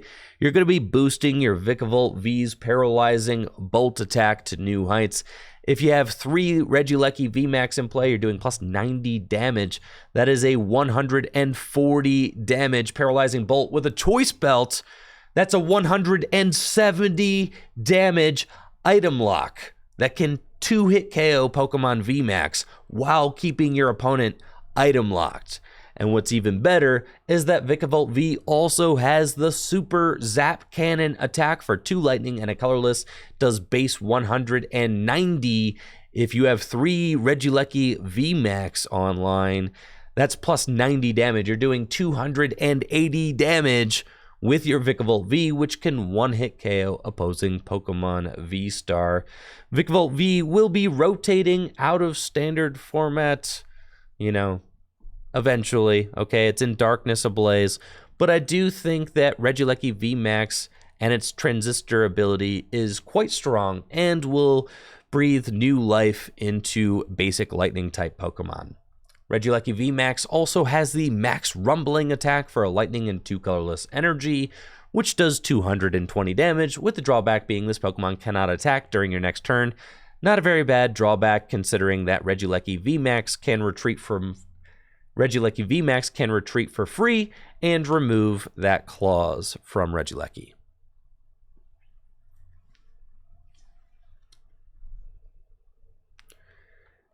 Regieleki V is just okay. For a lightning energy, Switch Bolt does 30 damage, and you switch this Pokemon with one of your benched Pokemon. It can be boosted by Regieleki VMAX, since it is a basic, so you could use Switch Bolt for 60, 90, which isn't bad at all. And then Lightning Wall for a lightning and 2 colorless energy does 100 damage, and during your opponent's next turn, this Pokemon takes 100 less damage from attacks. Omastar V is the keeper of the fossils with its Primordial Guidance attack for 1 colorless energy. You search your deck for up to 2 Pokemon that evolve from item cards that have the word fossil in their name and put them onto your bench. So this can be a way to get those unidentified fossils into play, or the new fossil card, which allows you to evolve into your fancy new Archeops. Yeah, it's just an unidentified fossil. All right, I'm tripping. Cool. We'll talk about that later then. Yes. So this is a great way to get your unidentified fossils online so that you can then evolve them easily. Oh. Omastar V's Primordial Guidance attack for 1 colorless energy allows you to search your deck for up to 2 Pokemon that evolve from item cards that have the word fossil in their name and put them onto your bench. This is going to be really good for getting evolved fossil Pokemon into play, like the new Archeops, which is a very powerful card. I'll be showing off Archeops here in just a minute. Omastar V's Tentacle Knot attack for a water and 2 colorless energy does 110 damage, and if the defending Pokemon is an evolution Pokemon, it can't attack during your opponent's next turn. Omastar V is an interesting card. I like that it plays with the new fossil type Pokemon that we are getting in this set. but putting a 2-prize liability into play just to get your Archeops out seems like a high-risk situation. So I'm not exactly sure that I love it, and its Tentacle Knot attack is not very good. We already talked about Dragonites. Lance is a new supporter card that is going to be incredible in Dragon-type Gym Leader Challenge decks. It could also see play in Regidrago Toolbox-style decks, but I think that the real story of this card is going to be for Gym Leader Challenge decks. It allows you to search your deck for up to 3 Dragon-type Pokemon, reveal them, and put them into your hand, then shuffle your deck. These types of supporters see a lot of play in Gym Leader Challenge format, since it's a slower, more methodical format that doesn't require that you are one-hit KOing anything on the second turn of the game like Standard. Standard is such a fast-paced format that setup supporters like this are usually just relegated to the bulk box. But in Gym Leader Challenge format, searching your deck for Pokemon and putting them into your hand is exactly the kind of thing that you want to do, since your deck is a singleton deck. Being able to search out evolutions as well as basic type Pokemon means that Lance is going to be good, not only on the first turn of the game going second, but also later on in the match when you're looking for your evolution Pokemon.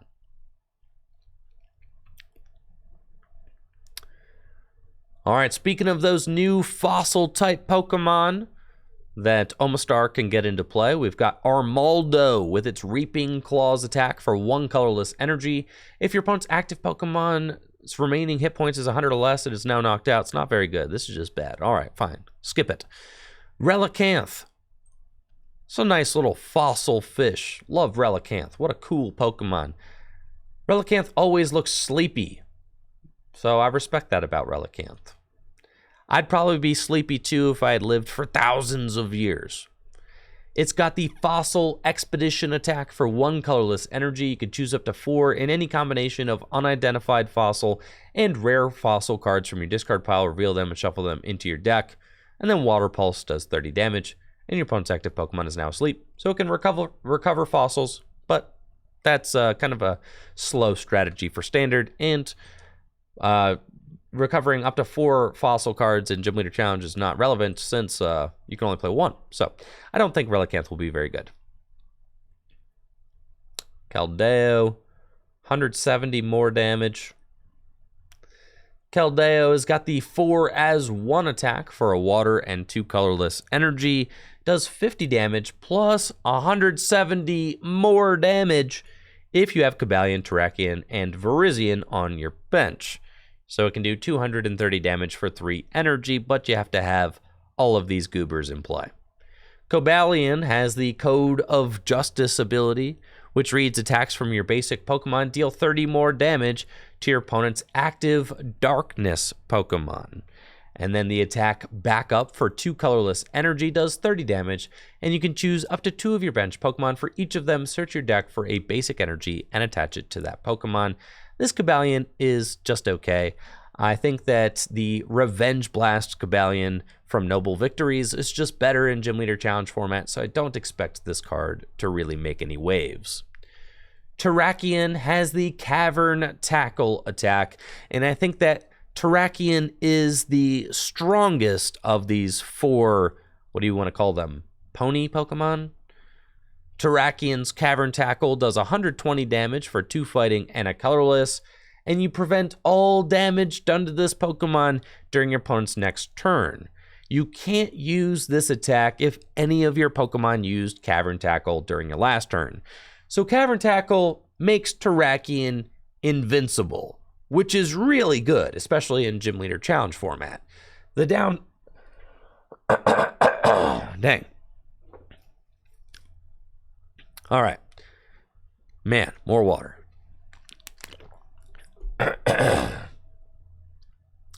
My throat gets dry. I drink water. I burp. I have to let my throat get dry. This is fantastic. All right.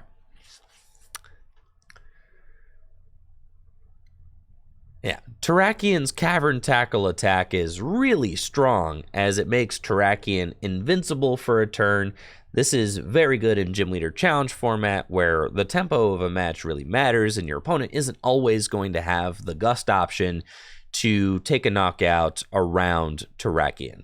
The downside is, of course, that you can only attack every other turn with Terrakian, since this Terrakian doesn't have any other attacks to use. It just has Cavern Tackle.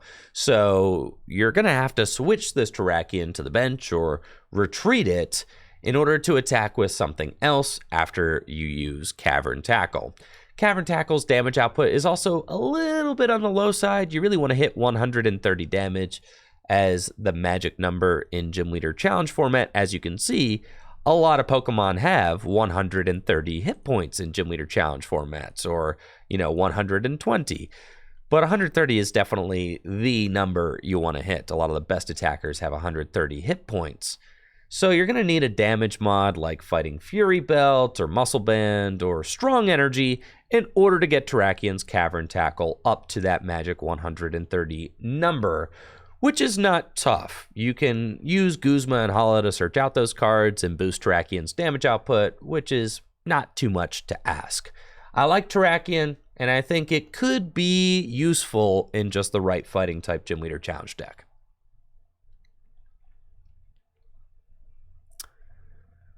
And the Virizion is just really bad. Claydol has got the Mystery Charge ability. Finally, some energy acceleration for my fighting type deck. Let's read. Once during your turn, if you have no supporter cards in your discard pile, you may attach a fighting energy from your discard pile to one of your Pokemon. This is a really tough clause to... This is a... Yeah, man.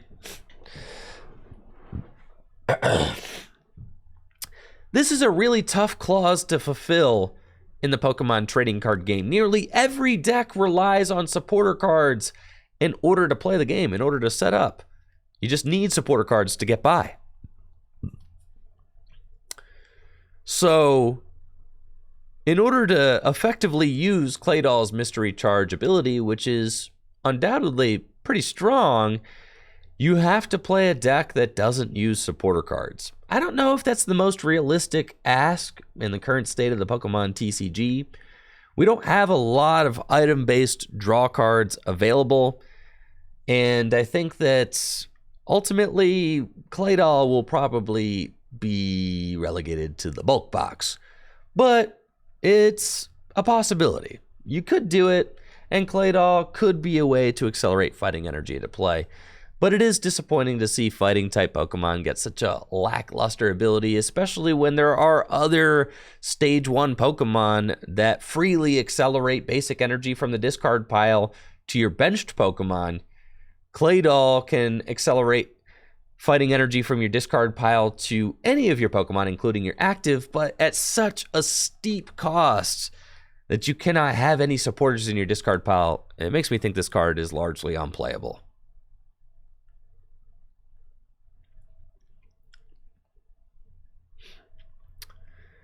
I do absolutely love this Stonejourner. Look how pleased this Stonejourner is. This is why I say again and again, the Pokemon trading card game is the most important part of the Pokemon franchise. I know I'm biased. I don't care. It's facts.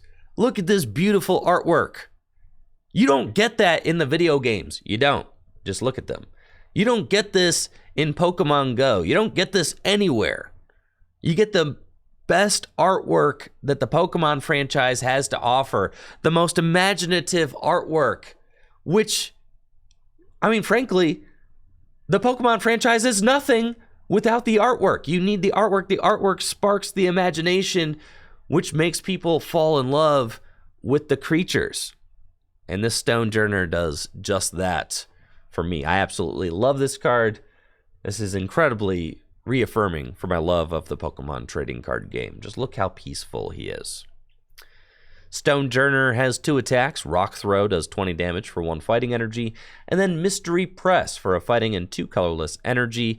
If you don't have any supporter cards in your discard pile, this attack does 130 more damage. So, if you are playing your Clay Doll deck, then you can use Stonejourner as your main attacker, which will do 190 damage every turn, which is pretty decent, but you gotta not play any supporter cards, which is a lot to ask.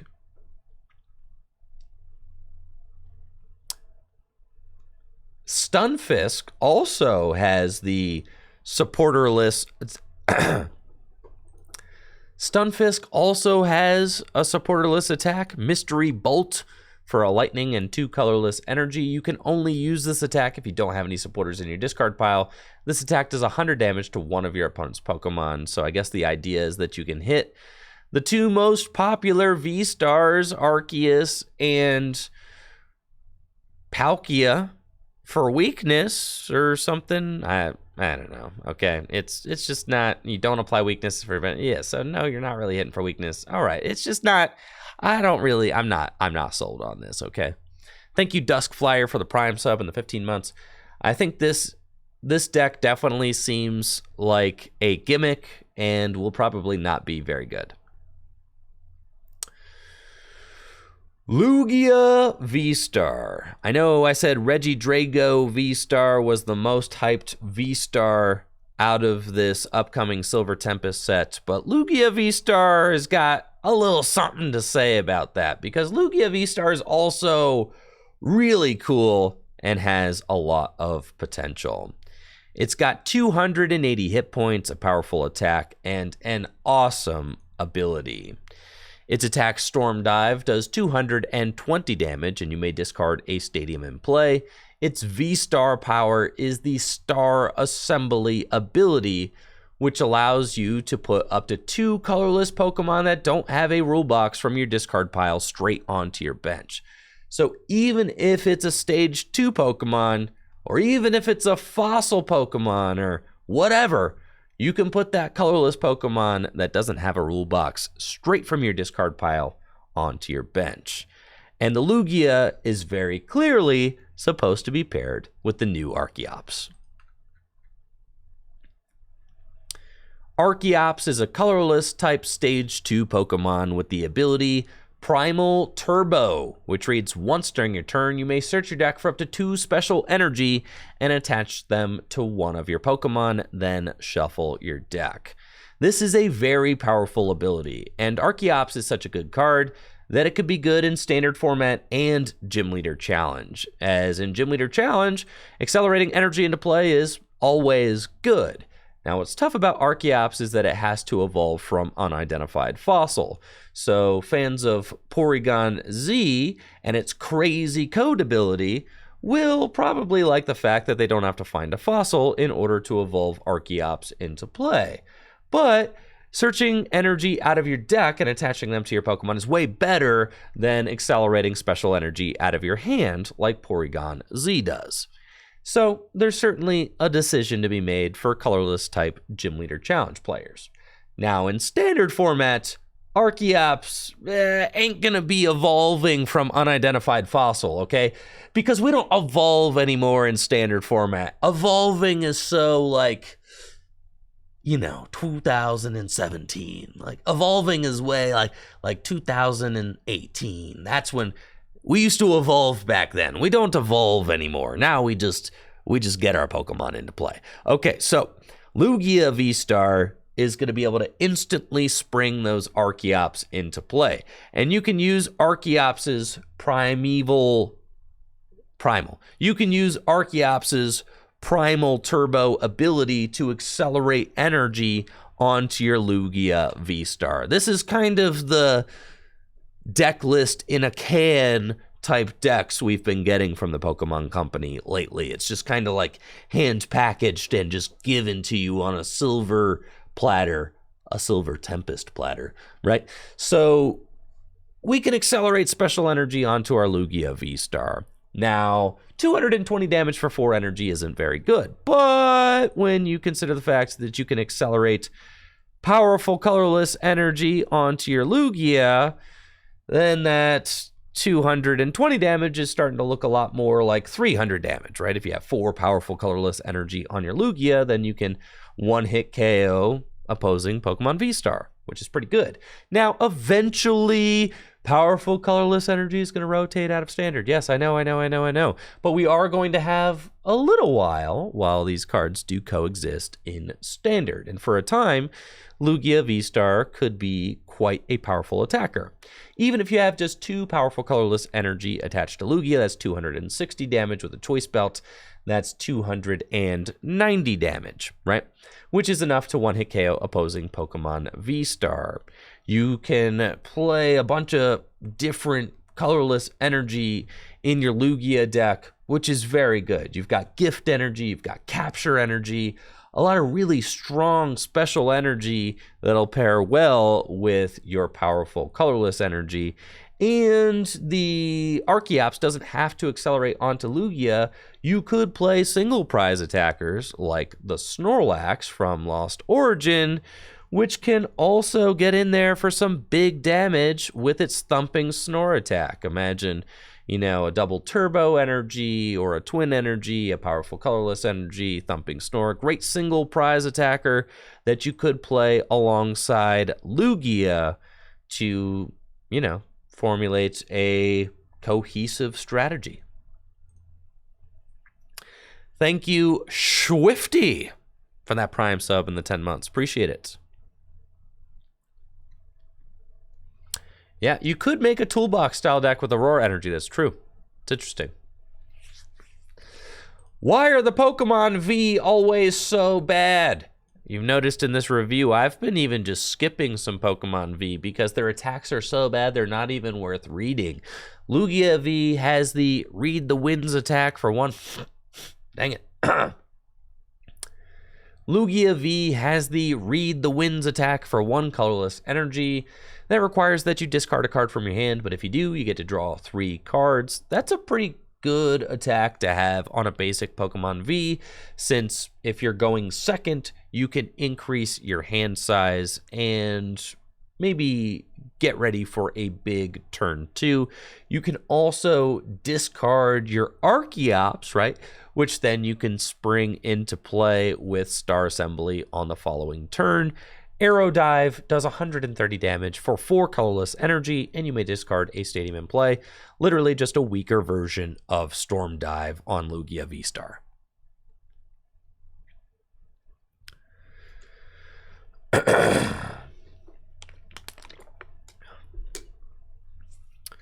Unknown V-Star has 250 hit points, which would be the lowest amount of HP on a Pokemon V-Star if it wasn't for the incredibly weak Alolan Vulpix V-Star. Unknown V-Star has 2 attacks, a regular attack and a V-Star power attack. Its first attack, Tri-Power, for 1 psychic energy, you flip 3 coins. This attack does 70 damage for each heads. That is not a very good attack. Its V-Star Power, Star Cipher, for 3 colorless energy, reads until this Pokemon leaves play. It gains an ability that has the effect all of your opponent's Pokemon's weakness is psychic. That's an interesting kind of effect, right? It makes it so that you can hit your opponent's Pokemon for weakness if you're playing a psychic-oriented deck, but this V-Star power only stays online so long as Unknown V-Star does not get knocked out. And it only has 250 hit points, and you have to get 3 energy on this thing. This ability stinks. This V-Star power is not very good because we all know how hyper-aggressive standard format is. Like, dude, it is a very aggressive format. You think Palkia V-Star cares about this? Absolutely not. Palkia V-Star will just use double cross switcher and knock it out. So what does it care, dude? Is this thing... No, you think Giratina V-Star cares? Like, no. Giratina V-Star will just Lost Impact this thing and just blow it to smithereens. Yes, nothing about changing your opponent's weakness matters, especially when this card has to stay in play. It's like the same thing as the Aerodactyl V-Star, right? Which has a cool V-Star power attack, right? That turns off abilities so long as the Aerodactyl stays in play. But there's no guarantee that that Aerodactyl is going to stay in play, especially since it has to be in the active to use this attack in the first place. So it's going to be in the line of fire for at least a turn. And your opponent has an opportunity to knock it out and negate the effect completely. Unknown V has 2 attacks. Its first attack, Suspicious Glyph, for 1 psychic energy does 30 damage, and your opponent's active Pokemon is now confused. And then Victory Symbol for 3 colorless energy instantly wins you the game if you have 1 prize card remaining. Yeah, it's just not very good. Super duper situational. You know, you could just very easily put 3 energy onto a Pokemon that does a substantial amount of damage and take your last prize that way. Why would you want to get cheesy with it by attacking with Unknown V?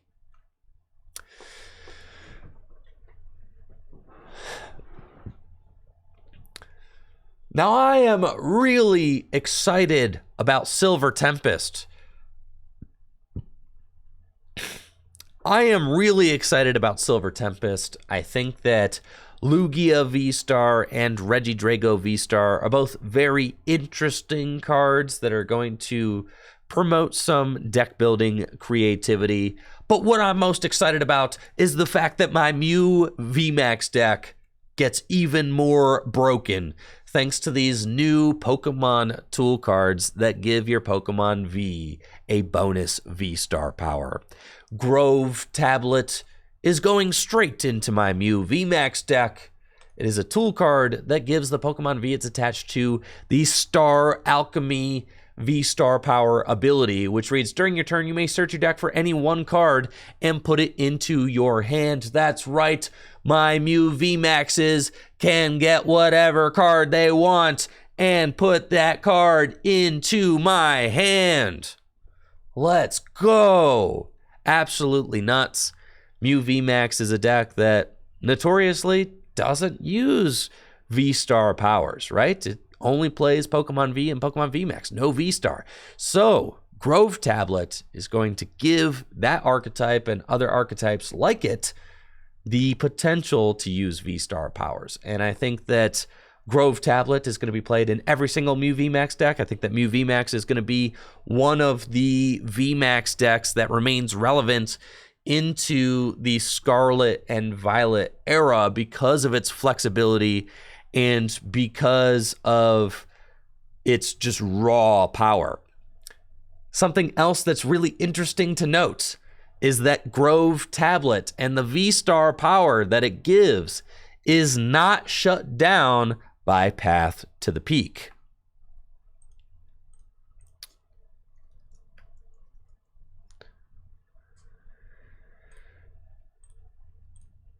Now, this ruling might be surprising to some, as Path to the Peak reads, Pokemon with the rule box in play, both yours and your opponent's, have no abilities, which seems like it would make it so that the Pokemon V that has Grove Tablet attached would have no ability and not be able to use Star Alchemy. But that is not the way that the ruling has been made. According to the official sources, Path to the Peak only makes it so that the Pokemon with the rule box has no abilities. And that remains true even if Grove Tablet is attached to a Mew VMAX or something like that with a Path to the Peak in play, because Mew VMAX still has no ability. And Mew VMAX never has the ability. The Pokemon tool card has the ability. So with Mew VMAX, you can still use the Grove Tablet V-Star power, which is an ability, since the ability is on the tool and not on the Pokemon, and Path to the Peak only stops abilities that are directly on the Pokemon. So that makes the Grove Tablet even stronger in the Mew VMAX deck, because not only can Grove Tablet go and get you whatever card you want out of your deck, it can also be used to get you a counter stadium to get you out of Path to the Peak lock. So Grove Tablet is going to be a mainstay in Mew VMAX decks and a really powerful card. Thank you, Lamasheo, for the tier 1 sub and the 12 months. Love you too, Lamasheo. Thank you. No, it doesn't need to be attached to Mew. You could attach it to a Genesect. Why not? Just put it there on the Jenny. Good to go. Earth Tablet is another Pokemon tool card that gives the Pokemon V. It's attached to a bonus V-Star power.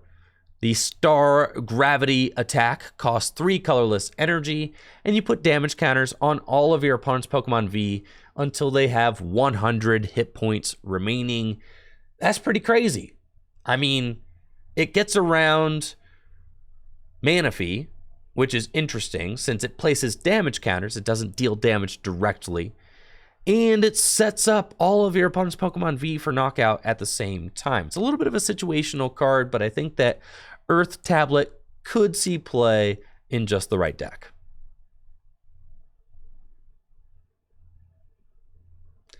Yeah, you could play Earth Tablet in like Rapid Strike Urshifu VMAX or something, right?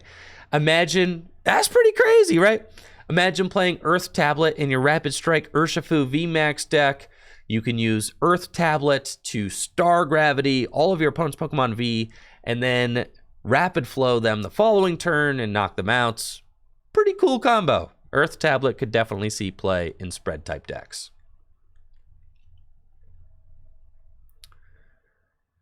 BHM. Nope, not very good. Metacham. If you have exactly four, not very good. Togedemaru. Dedenne. Not very good. Morpeko. Not very good. Shaman. Ah, see? And we're also getting a Shaman, which can recover special energy, which is really important since the Lugia deck seems pretty special energy hungry. Shaman's Flower Lift attack allows you to shuffle up to 2 energy cards from your discard pile back into your deck. It would be really good to be able to recover special energy, but I don't know that it's going to be worth using a Pokemon's attack just to recover 2 energy for your Lugia. Maybe a Shaman ends up making its way into these deck lists, but I highly doubt it. Players will jump through any hoops that they have to in order to continue using aggressive attacks every single turn of the game.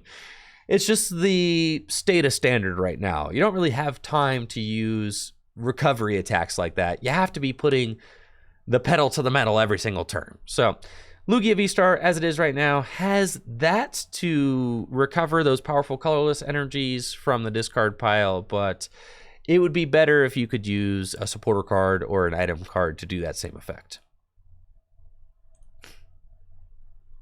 Yeah, Silene, or if you want to recover special energy, you're probably better off using Silene or Roseanne's backup to accomplish the same thing. Cool. And I think that's it. That's it, baby. We did it. Woohoo! Oh, yeah. That's the review. Silver Tempest coming out November 11th. Thank you all so much for joining me for this review. Let me know in the comments below, or if you're live here on Twitch, which cards you are looking forward to the most from Silver Tempest. Which decks are you most excited to build? Which cards are you most looking forward to putting in your Gym Leader Challenge deck? If you're watching on YouTube, thank you so much for watching. Make sure to like the video, sub to the channel, and ring that bell. Also, make sure to check me out on Twitch, twitch.tv/TrickyGym, where I stream live Pokemon trading card game content, just like the stuff you watched here, every single weekday. If you're not super into Twitch, don't worry about it. I've got a YouTube channel, Tricky Gym VODs, where I upload my Twitch streams in their entirety so that you can check them out anytime. Y'all take it easy and have a good one. See ya. I'm not going anywhere. That was just like the... That was just the bit for the YouTube. All right, sweet. It's gamer time now. Enough talk, more game.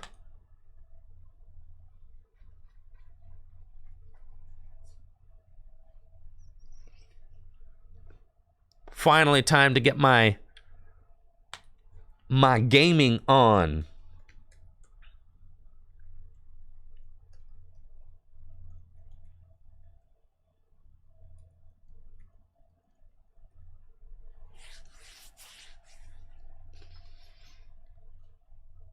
Who doesn't like gamer time? All right, but I've been drinking so much water that I have to use the restroom, so give me a minute, I'll be right back. God, I hate hydration, bro. Making me perform my human functions. Thank you, Jay Stu, for that sub in the 34 months. I'll be right back. Hang tight. Thank you all so much for being here.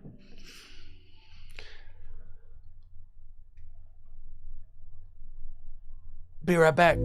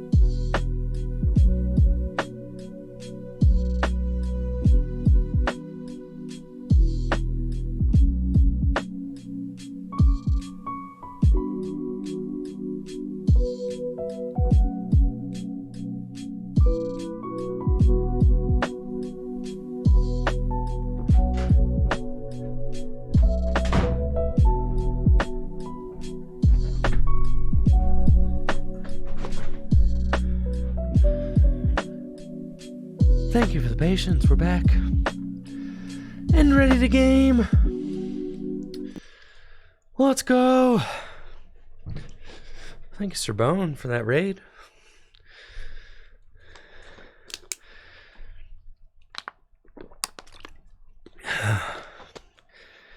Yeah, you got it, Pokemon Lake, of course.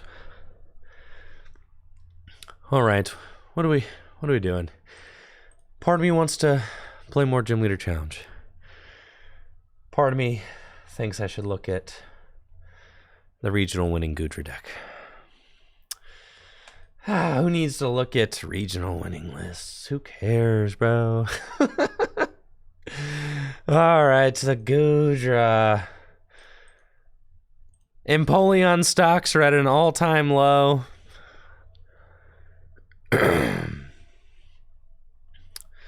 Nobody wants to play Empoleon anymore.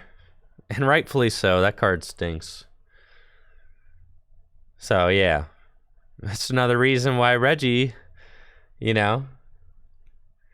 easy. Reggie does play Path, but 4 Culver's Experiment. Holy smokes. Just to draw cards. That's cool. 4 copies of Hyper Potion. Holy moly. 3 Melanie. Gotta be playing Roxanne.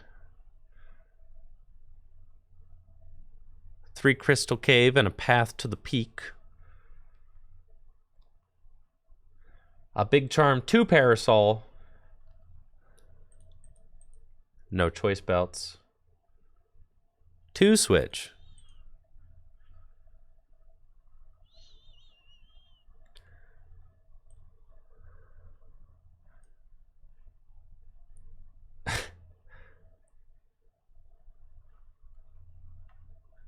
Yes, if you've ever been to the shop here at Full Grip Games, there's like a huge flight of stairs that leads up to my studio.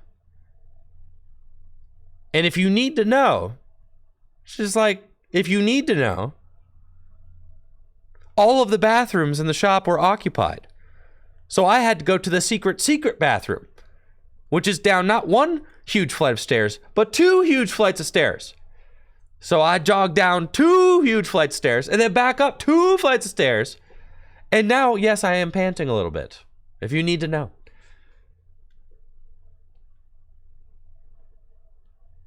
Yes, now you know. But my question is, why do you need to know? Why did you feel the need to know?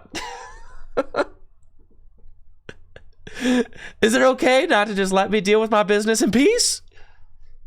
All right. Dang, calling me out of shape, bro. What the heck? Yeah, thank you, Ruben, for that Prime sub. Appreciate you, Ruben. 2 bosses' orders. We got our Path. You don't get peace. We made you.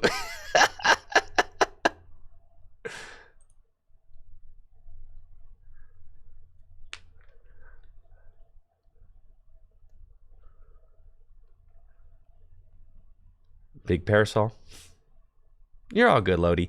It's not Lodi. It's just one. This is one example, but it happens all the time. It's like you don't need to know. You don't need to know everything. Just trust that I'm okay. Use it as a teaching moment. Let's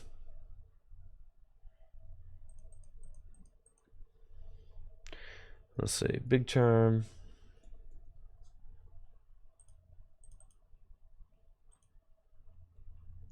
Evolution Incense, 3 Ultra Ball. 4 Quick Ball. Yeah, something like that. That's about it. Cool. So that is the regional Goodra deck.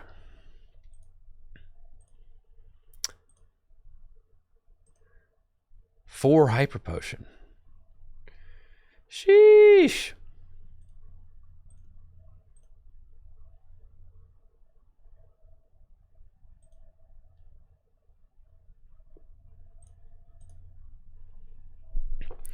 I do want to get a couple more games with my fighting type gym leader challenge. Deck. That deck is so fun to play. I'm good on tabletop this week, Jesse. I have to edit my I have to edit all my past ones right now because Chip will not take any job as an editor. Chip, because he's too busy raising his child. This deck stinks. How did this deck win a regional? What the heck? Why in the world? All right. Next game. This one doesn't count. Oh, yeah. We're missing Avery. That's got to be it.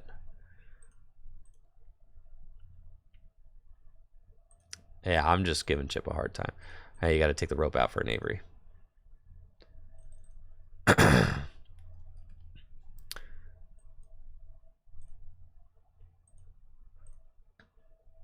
All right, who wants to play Gym Leader Challenge? Listen, I'm going to get this fighting type video done. I've got a couple of good games. All right, I've Dia. What's your name? Now, Jake, get in line.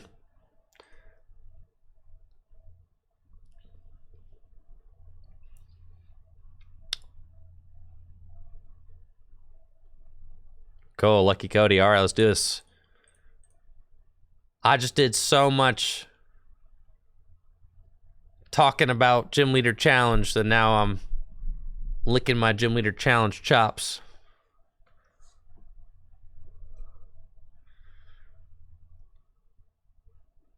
Man, I love this format, bro. Look at this. Makes me feel so alive.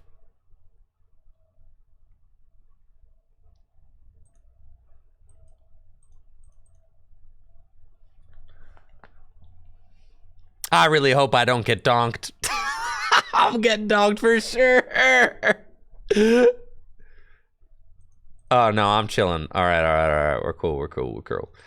I'm going to start with a quick ball. A quick ball away this fighting energy. I am nervous about the Drampa. If my opponent is able to get a double dragon energy, they are going to be able to knock out my Machop. Also, I seem to have prized all my Pokemon. Is it just me, or is... Yeah, I don't have any attackers. I don't have Machamp, and I don't have... Yeah, it's not great. Oh, that's really not good. All right, it's fine. Put a fighting energy here and pass. Yeah, I don't have my Rampardos. And I do not have my Machamp. Yeah, we can get town map. It's true. We could do that. I could also set up Omastar. I could item lot. But it's cool. Looks like we just got a Corkscrew Punch. That's fine. Stormy Mountains. We're going to have a lot of Pokemon in play. So I could use Guzma and Hala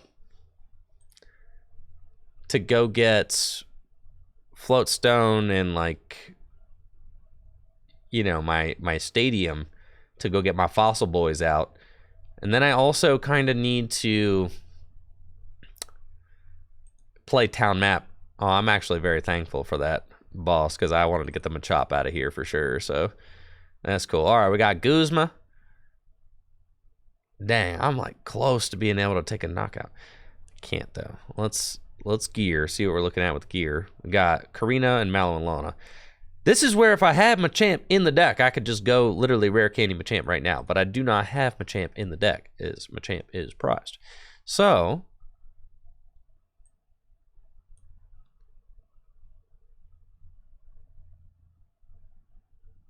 what do? We have to go get our fellas into play. And I think I don't want to get rid of the Guzma. I don't want to get rid of the Maxis and Baldrick either. So, let's Guzma.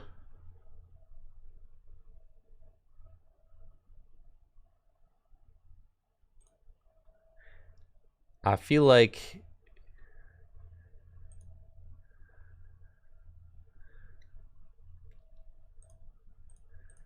yeah, we'll get rid of. I'll maxi this car bank next turn. It's gonna be sick. All right, research lab, floatstone. That's fine. Put the research lab into play.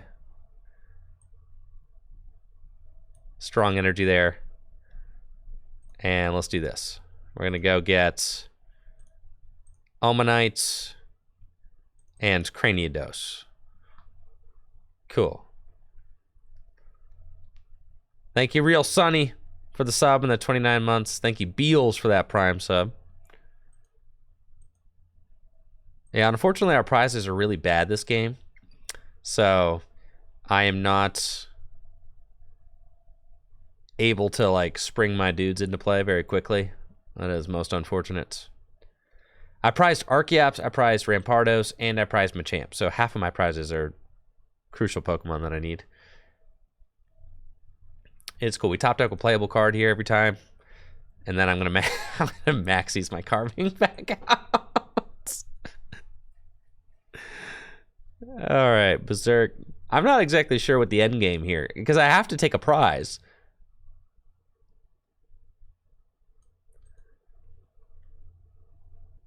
Yeah, we did.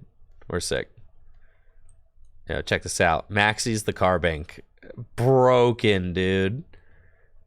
Absolutely. Oh, yeah. Get a red card for sure. Yeah, that's fine. And then we can retreat into car bank. And I want a lucky find. We want to go get... I'm going to need to get town map here eventually. And...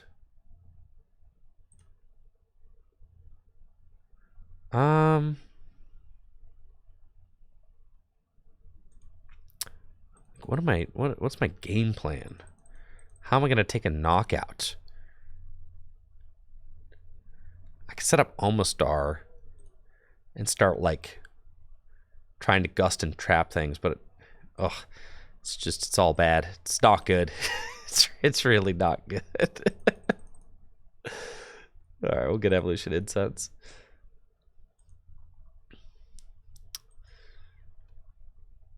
Yeah, we really need to be able to get Machamp out or something like that. And I got Guzma and Hala. Get rid of Raihan. It's fine. They can go get the Stadium, which allows them to damage one of their own guys, right? And if they do that, like Gapejaw or something, then they put a Pokemon from their hand onto their bench. Then they could proc Drampa's Berserk to do more damage. Right now, Drampa's only doing 80 damage right now, so it's not actually knocking out Carbink. They got the Rainbow Energy. That'll do it. Yes. And Cape of Toughness. I think it's at this point. All right. Well played. Give me one more game, Lucky Cody. My prizes here were terrible. Yeah. One more game. That was bad variance, bro. We're doing the salty run back for sure. My prizes were atrocious. I need at least one. I need either Machamp or I need Machamp or Rampardos in the deck. Now this deck is really unique because it only plays 2 basic Pokemon. You might have noticed that I mulligan like 100 times. Because there's only 2 basic Pokemon in here. So it's a unique deck. That's one of the reasons why I really love this format. You can have some really kind of off-the-wall strategies. Right? Like we have here. So I'm going second. I mulliganed a whole bunch of times, as you could see, by my opponent getting to start off with a pretty large hand. They got double dragon on the Regidrago, ready to go. Yeah, that's fine. No sweat. We've got some pretty good cards in our hand, so we're chilling.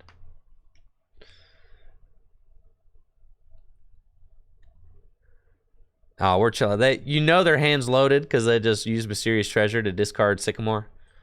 You don't typically do that, unless you're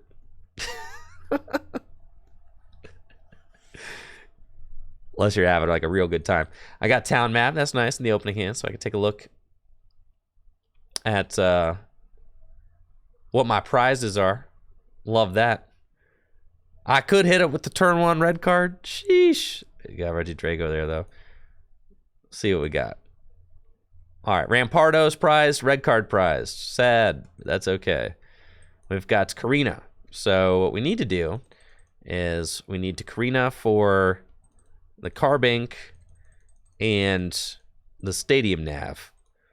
And then we're going to Stadium Nav and hit a heads. See? Easy. And then we go get the Pokemon Research Lab. And we put the Pokemon Research Lab down. And we put Carbink down. And we do this. And we do this.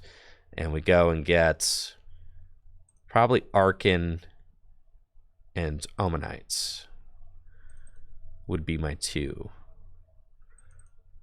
Okay. That's cool. And then next turn, we want to stop the Garchomp and the Dragonites from coming into play. Thank you, Beals, for that gifted sub, and Paternal Pizza, the 20 months. I appreciate you guys. Thank you so much for the support. Yeah, so next turn, we want to evolve into Archeops that could stop all evolutions from coming down from my opponent's hand. They have an opportunity to potentially play around the Omastar. Omastar has the Fossil Bind ability, which makes it so that if I have fewer Pokemon in play than my opponent, they can't play any item cards. So that's the hope. We've got Machamp in the deck, Rampardo's prize, so I have to take a knockout before I can really do the whole Rampardos thing. I've got teammates in Carbink. They're going to gust up my Omanite to knock it out, which I'm fine with because I'd rather keep Machop. So this is like quite good for me. We've got Tag Call and teammates. So we want to stop the evolutions immediately. So we're going to teammates and we're going to go get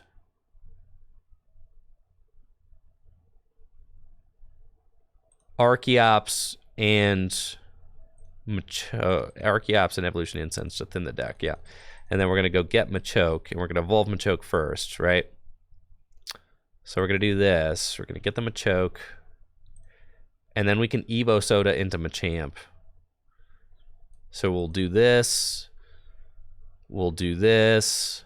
Evolve into Archeops. Archeops now has the Ancient Power ability online, so no more evolving from the hand. We can attach this energy to Machoke, and I can thin my deck, retrieving these 2 supporter cards, which is quite good, I think.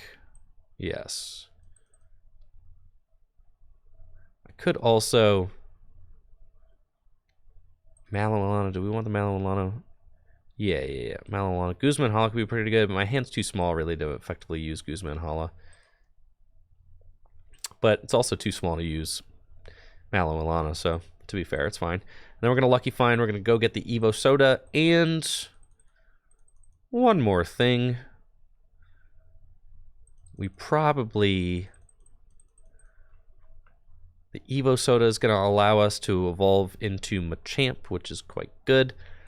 No more evolving for my opponent. Great. We could go for a Pokegear and kind of just see, what the next few cards reveal for us. Versus Seeker could also get me another Teammates, which could just be kind of busted. So, yeah, Versus Seeker just seems nuts. So we'll get that. Yo, thank you, Prime Time, for the sub in the 8 months. It's nice to see you at Salt Lake for sure. So we're getting set up. I feel confident.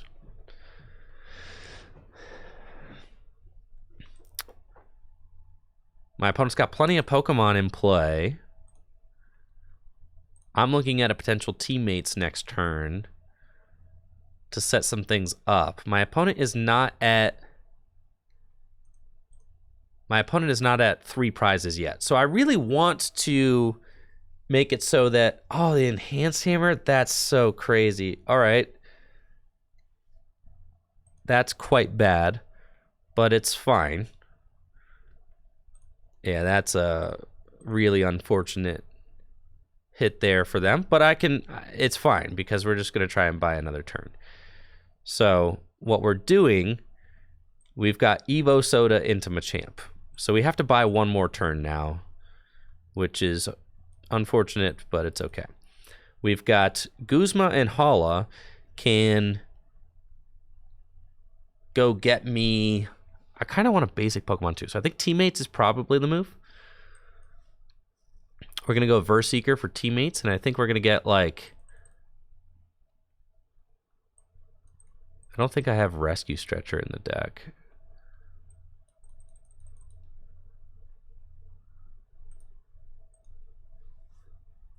Teammates is probably it. So I have to get, like... Teammates for... Oh, we could put the Fossil into play, and the Fossil can give up a prize. Silly Fossil. All right, cool. So we're going to get Floatstone, and we're going to get Fossil. There we go. Perfect. So we'll do that.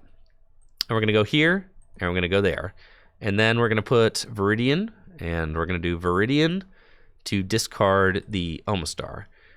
And you can see how you got to do a lot of finessing with this deck, but we can do it. Pass. Now they just need to just knock out our Fossil. And we're chilling. If they happen to have Gust in hand again, I'm having a bad time. There's no way they have Gust in hand again. That would be crazy. No chance they have Gust in hand again. No way. Thank you, Umi Force, for that Prime sub in the 10 months. There's no way. No way. They're just going to knock out the Fossil. That's fine. That's fine. It's not fine. It's not great, actually. It's quite bad. It's okay. What do I got? Raihan in the prizes. Timer Ball, Ordinary Rod, Red Card. Okay. They're drawing an extra card. I've got Guzma and Hala. Hexmaniac. What? What? All right, so they got Garchomp in play. But thankfully, they didn't activate Garchomp's Sonic Slip ability, so that's pretty good. Not great. They've turned off my abilities, which don't really matter right now, frankly. Letter, good card to have. So let's do that. And then thankfully my abilities will turn on next turn, just in time. So we've got Cynthia and Caitlin. We can recover a supporter card. We're going to go get Karina. Teammate. Karina, yep. Okay. Attach here. We'll give him the Strong Arm Lariat. Yes. Cool. Take the knockouts. I didn't have any abilities last turn, but I've got them now. So how are we going to move forward in this game? I've got Karina. Archeops is still online. I need to pretty much Mallow and Lana this next turn in order to do anything. My Floatstone being removed was a huge pain. So let's go. Oh, we kind of have to get this Rampardos into play. It'd be pretty cool. Let's get the Rampardos. We'll mess around and find out. See if we can't get that dude going. All right, Garchomp. You know, Garchomp doing a lot of damage. Hopefully my opponent doesn't have Verseeker to Hex again. That would be terrible. Now we're getting Marnied. All right. So that's tough. We got Wally, an N, and Fossil Excavation Map. So, we can end my opponent. I need to get another Pokemon set up. They seem to be doing better under the evolution lock than me. But it is a dragon deck, so that's okay. I mill 2 cards. Sure.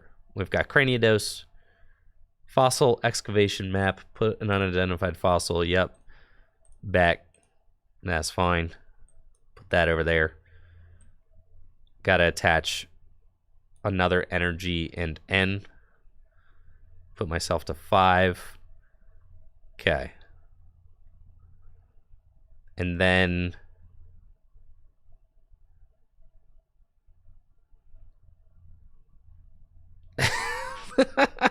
it's like, is this really what I'm doing, bro? I have to retreat into Arceus. Sure, man. Yeah, I don't know if I can take all my prize cards with just Machamp, man. I'm gonna try, though. I do need to find that Maxie's. Like, we need to get a Maxie's going. I've got Mallow and Lana, so next turn I can heal this Machamp quite a bit. But yeah, if my opponent can just find Verse Seeker and Hex Maniac, it's not going to be great for me. Yeah, I would say that actively be bad for sure. Yo, they just milled the double dragon. We love to see that.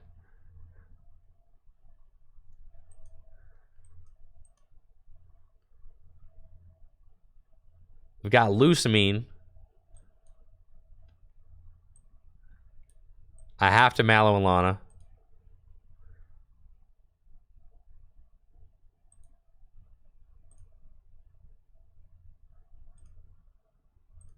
This is terrible, though. Because there's no way. It's like not possible. Strong Arm Lariat. Yeah.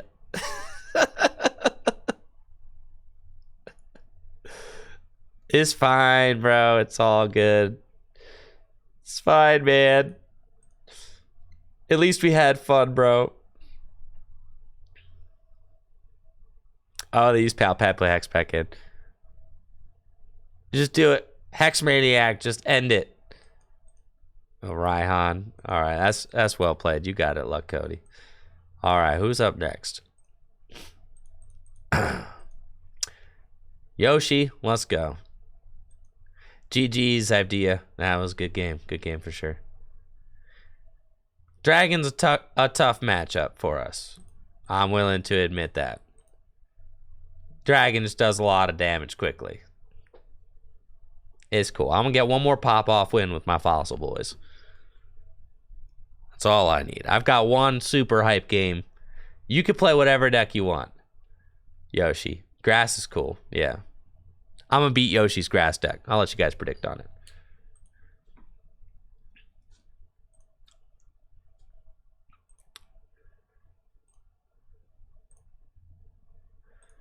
No, I totally got it this time. I don't think I've beat Yoshi's grass deck yet. But I got it this time for sure. All right, Yoshi's choosing to go second. That's fine. There's no way that Yoshi's going to start his his Shaman. That lets him get whatever cards he wants out of his deck. There's no chance. Oh, yeah, it's a broken opening hand right here. That's what I'm talking about. How many mulligans? That's fine. Because I've got the turn 1 research lab. All right, I'm playing against Yoshi's grass deck, and I've got the turn 1 research lab going first, which is really good because it will allow me to do this and go get my fossil dudes into play. Archeops is in the deck and Omastar is in the deck. So I'm going to go get Archon and Ammonites and slap them both onto the bench. I only have one Ultra Ball in my hand. I would love it if I could find an energy so that I can start using Lucky Find to get into my deck. But we do have the turn 2 Archeops ready to go, which is very good against the grass deck. I do have to be careful since... Ooh, I'm getting Marnied. Okay. I do have to be careful since Shining Genesect can just start attacking on turn 3 with enough energy attachments from hand. I find N and Guzma and Hala. And we got Focus Sash. Energy going on to Bulbasaur. Bulbasaur can potentially find a friend. I don't necessarily want to N. So, yeah, I don't really want to increase Yoshi's hand size here. We want to be a little bit more methodic with our play. So I think I'm going to attach an energy to Carbink, and I think I'm going to attach a Focus Sash to the Arkin, and I'm going to Guzma and Hala, search my deck for a Stadium card. I have to discard 2, that's fine. I meant to just do the Stadium card effect, but it's fine. We'll do the discard. We'll get the whole deal. I'm going to discard probably the N and the Stone Fighting Energy, and that's fine. And we can go get... Oh, Beach is prized. That's sick. I guess I'm not beaching then. Yeah, we're just doing this. Cool. Word. And then I don't want to commit that quite yet. I'm just going to Lucky Find. So I should have played N. I was thinking about beaching, but I didn't want to increase Yoshi's hand size, so that's why I got rid of the N anyway. So it's totally fine. We're just going to go get Pokegear to go find a Stadium, and we want to get our Archeops into play now. So we'll do that. I also do want to find Lusamine if I can, because Lusamine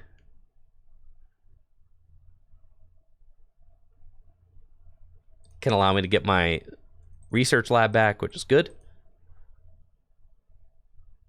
Yoshi's got Turfield, so can use that to go find not Venusaur, but Ivysaur, and evolve that.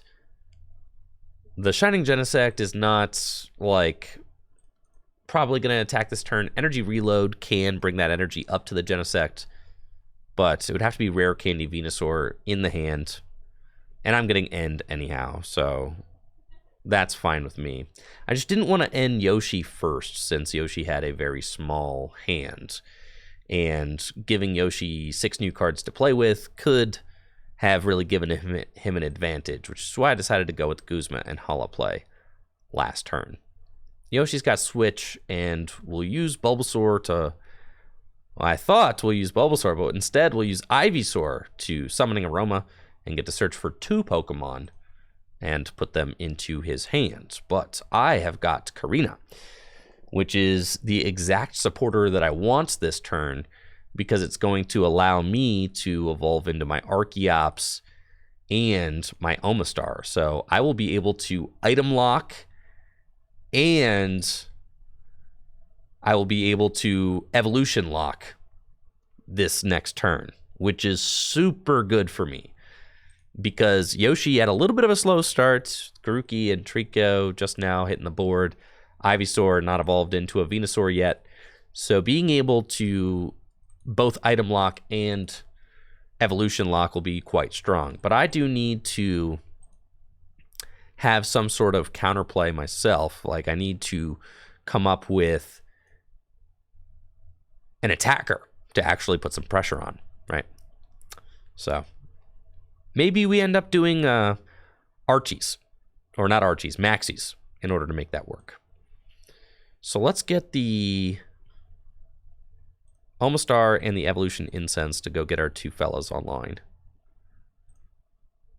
And we're going to play the Evolution Incense to go get Archeops, and we're going to evolve the Omastar first, then evolve Archeops. And I'm going to put the Focus Sash onto Archeops because Field Blower can't be played right now, so that's okay. And then we're going to use Lucky Find. We really want to thin this hand down. We've got Timer Ball and Ultra Ball. If I get Timer Ball and Ultra Ball, I might be able to Maxies this next turn. So I'm going to get those. And we're going to see what happens. With the retreat cost of 3, I don't think this Ivysaur is going anywhere, especially with no item cards being able to be played because of Omastar's Fossil Bind. Now, I didn't want to play the unidentified Fossil because it would have allowed Yoshi to use item cards before benching that next Pokemon. And Yoshi just has to continue using Summoning Aroma. So I'm okay with that. I've got both Rod cards in my hand, which is a little bit tough. But that's okay. Find Raihan. Let's see if we can put a Pokemon into the discard pile. We can. So I think the Pokemon that I would like to put into the discard pile is Machamp. Machamp just does a lot of damage, and it's not weak to grass, so that is quite good. So we're probably getting Machamp. And then the problem is that I've got these Rod cards in my hand, which I cannot get rid of unless a Pokemon makes its way into the discard pile. So I will Ultra Ball away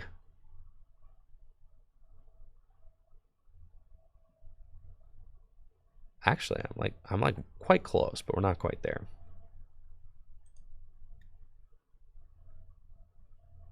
I've got N, I've got Guzman Hala. I can thin my hand down further with Guzman Hala, which is good.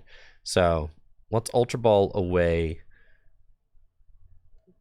those. That's fine. And I can go get... I can't evolve Pokemon right now. We could go get Machop, but I don't really even care to get Machop. I can get Rampardos. Nah, we're chilling. There's nothing really there that I need to get. Yep, so we're okay. And then I will put this unidentified fossil into play. I could N us, I could Karina us. I'm just thinking about what my best options are. I like having the Maxi Sin Ball trick right here because it allowed me to get the Machamp into play. I think I pretty much need to Guzma and Hala away both of these, right? So this is just how we're going to do this. Do that. And then I can get the Viridian, the Floatstone, and the Strong Energy. I'm actually going to put the Strong Energy onto Omastar, potentially. I mean, Omastar could attack. It could. Can't put it onto the fossil. Archeops can attack. That is not going to be worth it. All right, I'll put the Strong Energy on Omastar. And then we're going to Lucky Find. Cool. So it's a very strong hand. We love it. I can Viridian. I can Town Map. Town Map is quite good for our next turn. And then Evo Soda is strong as well because I can get the Craniados into play. So we're going to do that. So we're going to Unidentified Fossil, evolve that. And then I can finally Wally. So that's like the game plan. We've got Wally to help get through Archeops' Ancient Power. We've got Evo Soda to get through Archeops' Ancient Power. Thank you, BTC, for the sub and the 25 months. The supporter top deck doesn't matter because I've got Viridian, so I can use Viridian to discard a card from my hand. We already got that thought out on top of it. Cool. We get a Fighting Energy. So I'll Evo Soda into the Craniados. And then I can play Viridian. I've got Floatstone. I can attach an energy to Craniados. I can Town Map. Take a look at those buttes over there. And then we'll put the float stone onto the Omastar and Maxie's hidden ball trick my Machamp into play. So we've got a pretty strong little situation going on here now. I like this. Lucky find. We can, let's see, Trainer's Mail could get me, potentially Wally or something. So Trainer's Mail is good and Gear is good. But the Rampardos is in my hand, so I'm going to need to like play a Shuffle Draw first or something like that. These guys are pretty good though. So I'll take those. Malawalana is in the hand already. I've got Boss's Orders. We're chilling. Now, unfortunately, Yoshi is no longer item locked, which I don't like, but it was worth it to get the Machamp into play, and having Cranios down with a Fighting Energy on it is quite good. But Yoshi is still locked out of evolving, so that's fine, which is a big deal. But now that I've got a fourth Pokemon in play, Yoshi can use items. Yeah, we see Scoop Up Nets. That's fine. Yoshi might have Boss's Orders. Can use Versus Seeker. I mean, this is pretty good, right? And we'll just Marnie me. I'm fine with that, because Marnie will put my Rampardos back in the deck, and I can use Wally to then evolve Cranidos into Rampardos, which is quite good. I really just want to find a Fighting Energy for my Machamp, and we do find it. We've got Tag Call and Pokédoll too. So I can buy some time, which is very good for us. I don't want to sacrifice the Omastar. We're kind of going to keep the Omastar there as like a last resort of an attacker, right? Bite for 80 is not like the strongest ever. So probably don't want to do that. We're just going to go with Pokédoll this turn and get an extra attachment in. We got Cynthia, though. It's pretty good. Or I can Tag Call Cynthia and Caitlin and go get back, like,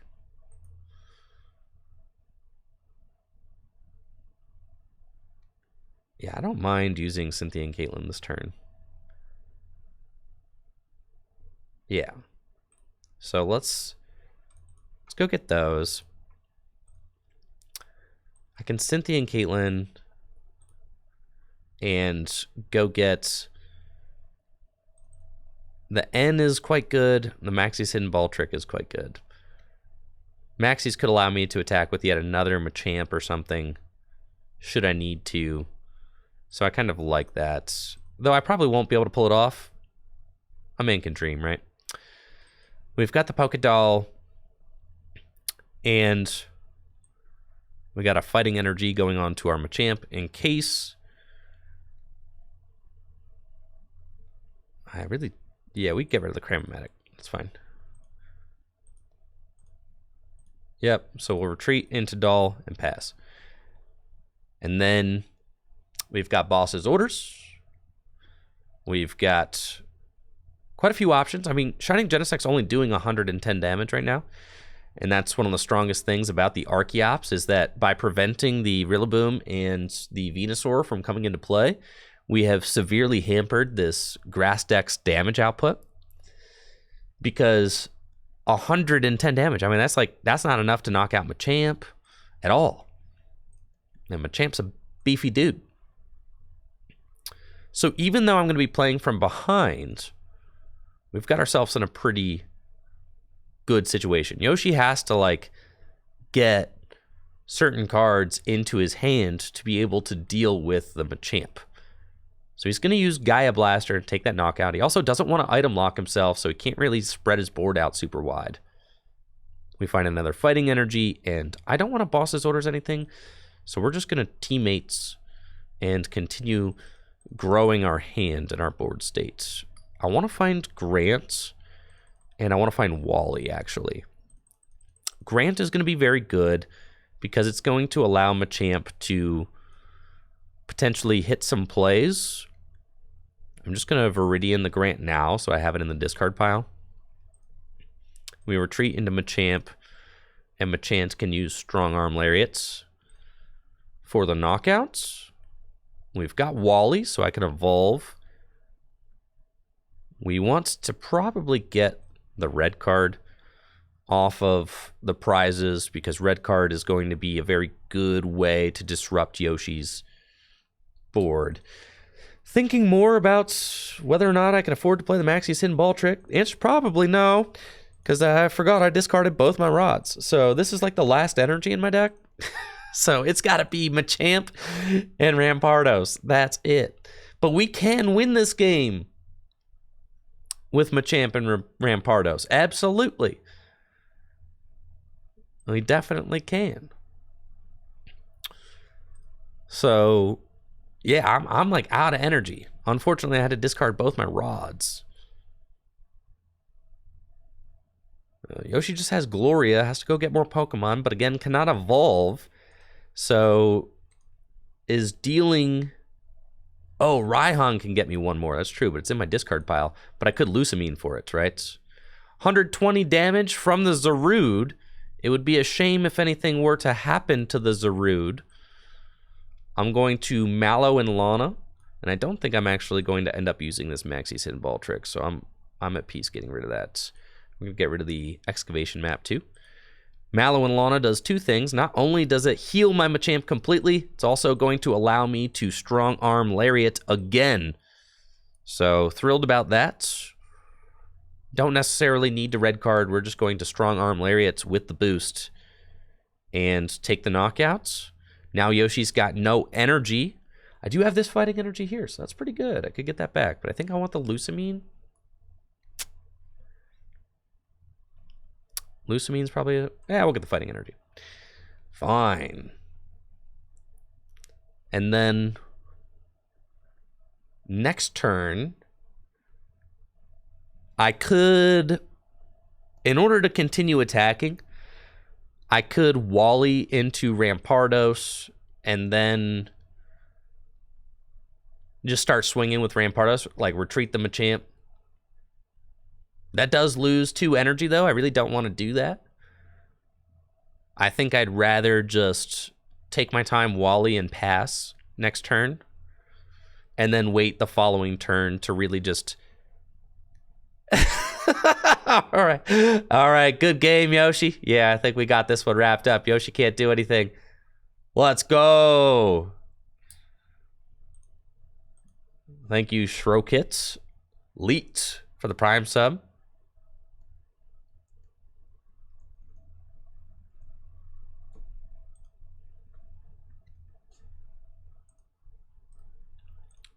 Let's go. We got it. All right, Nightfall. Captain Nightfall, you're up, yes. The Fossil Boys strike again. Yeah, I know. I finally was able to get you, Yoshi. It was due. It was about time.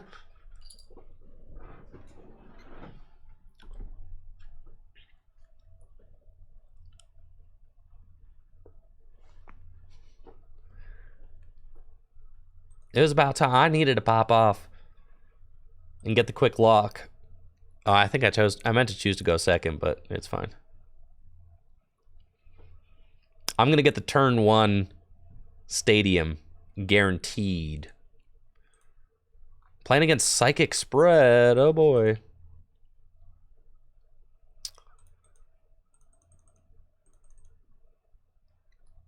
Oh boy, oh boy, oh boy. Yeah. Yes! I've got it! That's what I'm talking about. I knew I was going to start it. How many mulligans? 2? Blase. I'm going first against Captain Nightfall's Psychic Spread deck. I've got a really strong opening hand with Pokemon Research Lab going first, so I can potentially get the turn 2 Archeops lock. Let's... Professor's Letter. I can check my deck. I've got Arcan and Archeops in the deck. I've got Ammonite and Omastar in the deck, and I've got Cranidos with Rampardos in my hand. So I know exactly where I'm going to go with my Pokemon Research Lab. We're going to attach fighting energy here and use Research Lab to go get Arkin and Cranidos, I think. Item lock could also be really strong if I just go for the turn 2 item lock. But then they could use their items so long as they don't have... Now, the turn 2 Archeops lock is going to be way better. Yeah, so we're going to go Archeops lock with Rampardos. Next turn, we go Evolution Incense to get our Archeops online. And then Rampardos, we're chilling. And then we just start using Jurassic Hammer. 240 damage every turn. Now, Wobbuffet could be slightly problematic, as Wobbuffet can turn off all of my abilities. So that could be tough to deal with. All Captain Nightfall would have to do is put Wobbuffet in the active spots, and it can use its Bide Barricade ability to shut down other abilities. Now, if my opponent can get this Phantump into the active, my opponent could item lock me on the first turn of the game, and how the tides will have turned if that is the case.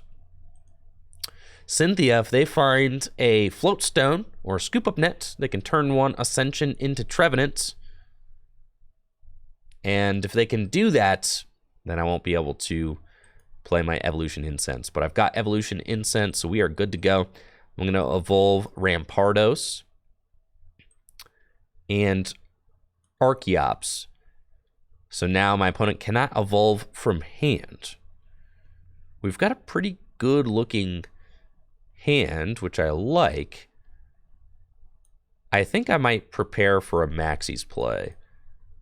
Which seems pretty good. Because I've got the Maxies, I've got Viridian, we've got like the makings of a good Maxie's hand. So let's Lucky Find. And I'm going to Lucky Find for... I think Ultra Ball can go get me like Omastar or Machamp. And then we can Viridian away anything else we don't need, so that's all pretty good. Yeah, we're in a pretty good spot. So I can Maxies just with the Ultra Ball.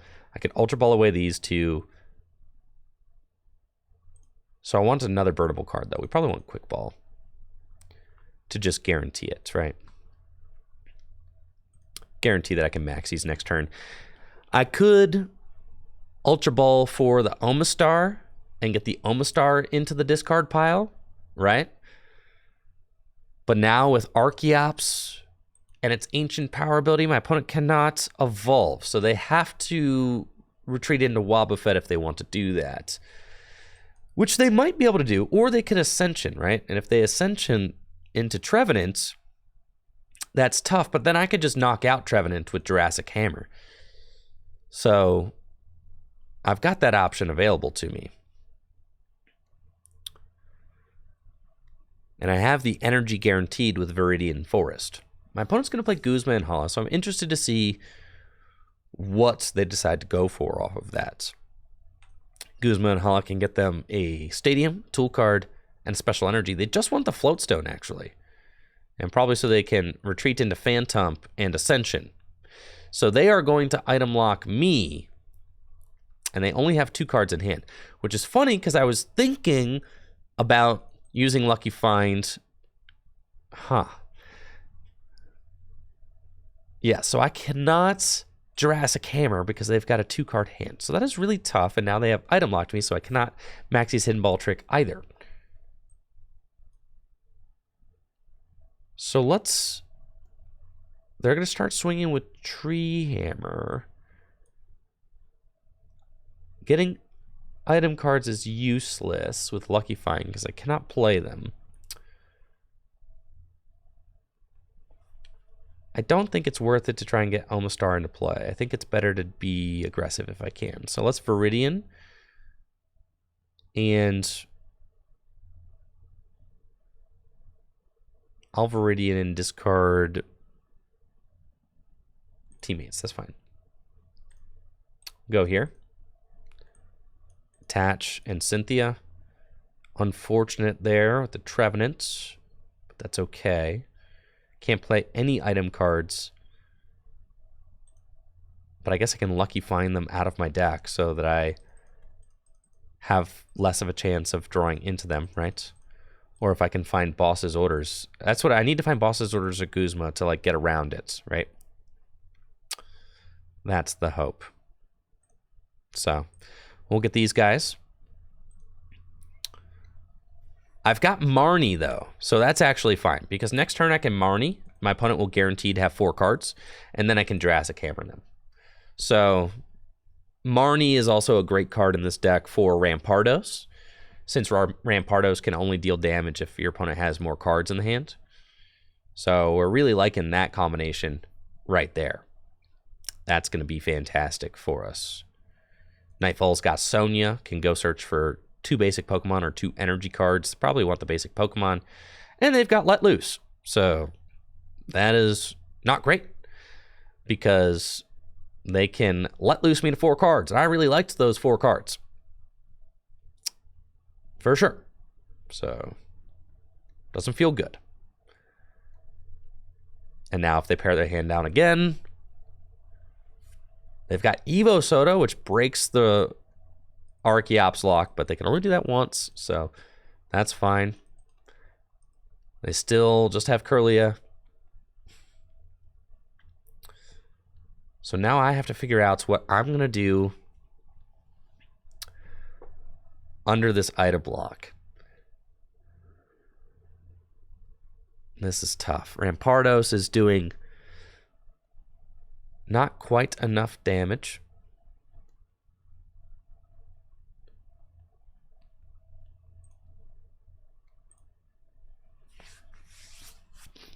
I mean, it can do 40. That's just not enough, right?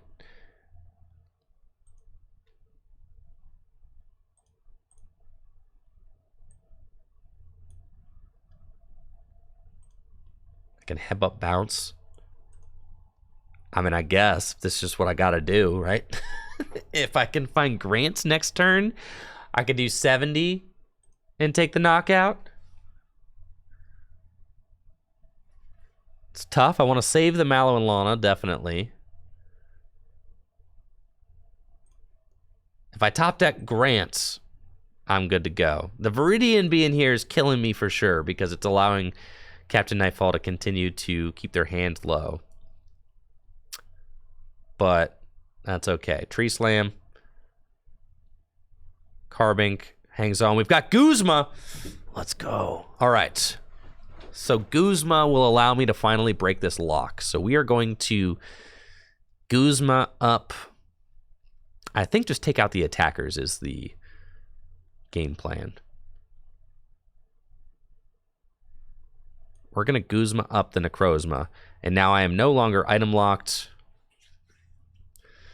So I can Viridian away this. Get me a fighting energy. I can red card my opponents, put them to 4 cards, and that is going to allow me to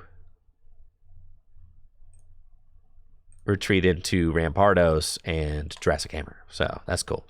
I can take the knockouts on Necrozma, which is pretty good. We find Cynthia and Caitlin, which is nice. Can grow my hand size, but I am going to take an attack from Trevenant this turn, which is tough.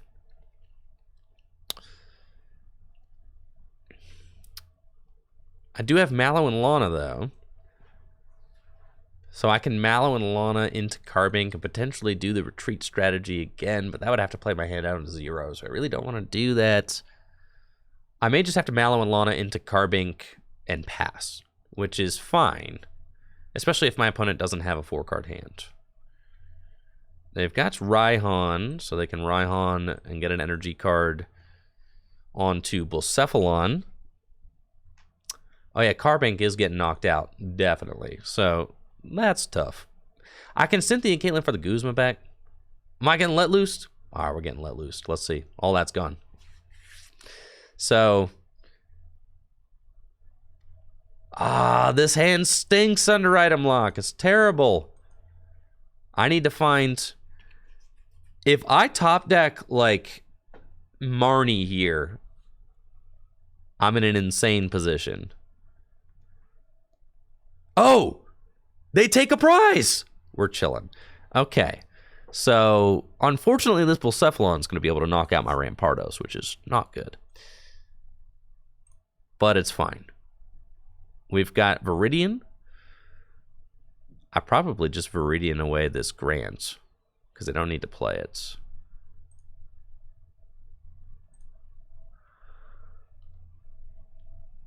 And then we've got rods in the deck. Yeah, there's rods in the deck, so that's fine. I just have to put this here. They can only place 4 damage counters. Oh, he's got 30 hit points left. That's not good. That's fine. Do what you got to do. Jurassic Hammer. Take that knockout on the Trevenant, finally. We'll take our prize card. Guzma and Hala. Yeah, we cannot knock out that Bucephalon with Archeops. So that's not good, because the Bucephalon is going to be able to place 4 damage counters. It's going to knock out my Rampardos. So, yeah, it's getting a little bit sketchy, but it's okay. I don't want to let this Archeops go down, but I need to find Maxie's Hidden Ball Trick. My opponent's able to save the Bucephalon, which is annoying, and knock out the Rampardos with Mew. But Archeops could take the knockout on Mew, so that's cool. Archeops gonna get in there. That's fine with me. So let's see what we can do. 4 energy in the discard pile. We've got Grant and Teammates. Let's see, where is my Fossil? It's in the deck, so let's go get the Fossil. Yeah, but then I'm going to 3 prizes. Wait a minute. I cannot afford to go to 3 prizes, because then this Bucephalon will bazinga me, right? So I can Versus Seeker for Teammates or Guzma. Let's put the Fossil down. And then let's Versus Seeker for Teammates. Seems reasonable. So I have to Teammates. And the cards that are in my deck, I've got Machamp here.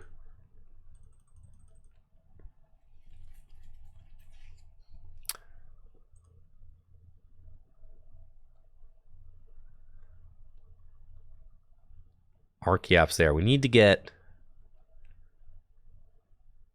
Rampardos back into play. We've got Maxies right here, so I could potentially get the Machamp into play. And I need to get Rod, so that I can put energies back in my deck. So let's do that.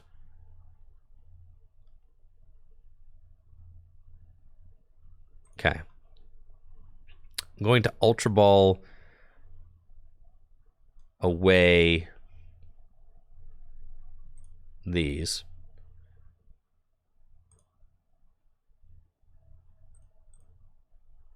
And I don't need to get anything. I'm going to Super Rod back in some energies. Viridian away the Mallow and Lana. Attach there and pass. Okay? And then we don't want to like super juice their board, right? Because if I take 1 more knockout, this Bucephalon can place 12 damage counters. So I need to have a better board before I do that, or else I'm going to lose. So Psi Power can place 3, which doesn't knock out either of these guys, which is fine. I also would like to get, probably would like to get Machamp online. That's like the big goal. So that when I go to 3 prizes, the Machamp will have 300 hit points. Even though it's weak to Psychic, it's still probably pretty good, right? So that's cool. We do not want the Viridian to get countered this turn. That's They can't snipe. The Fossil has 60 hit points, so they could put 3 on the Fossil, but still doesn't knock it out. Right? I'll probably attack with Archeops next turn. That's kind of what I'm thinking.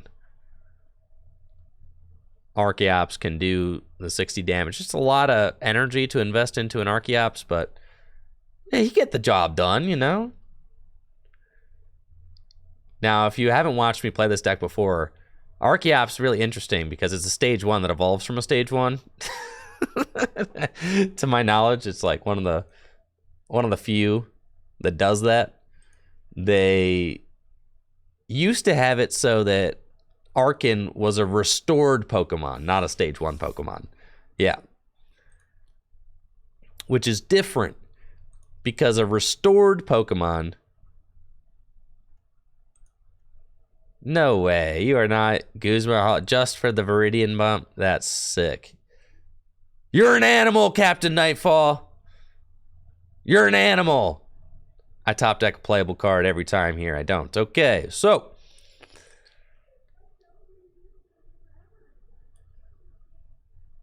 That's fine. Boss up.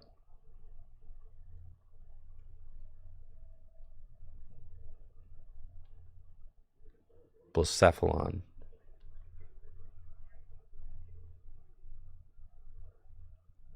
I boss up Marshadow. That's fine. Okay? And pass. And then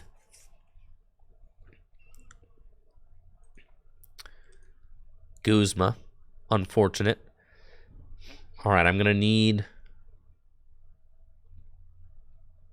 So they're going to go to 3 prizes, which is fine. They place that. They got Mew back out. I just need to top deck a playable card here. Right here. That's a playable card. Okay. So we're chilling. I've got Rod, so I can put some Pokemon back into my deck if I care to. I can also put my energy back into my deck. We have to decide who we want. Do we want Rampardos or do we want Machamp? And I think...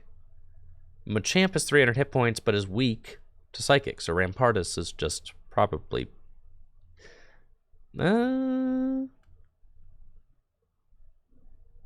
it's tough. Probably get Rampardos.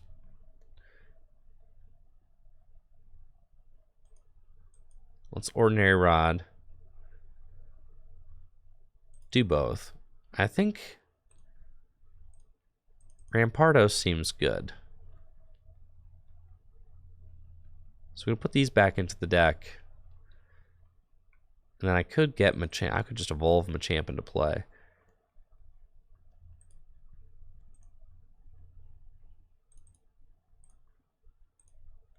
So then we're going to Maxie's Hidden Ball trick the Rampardos into play.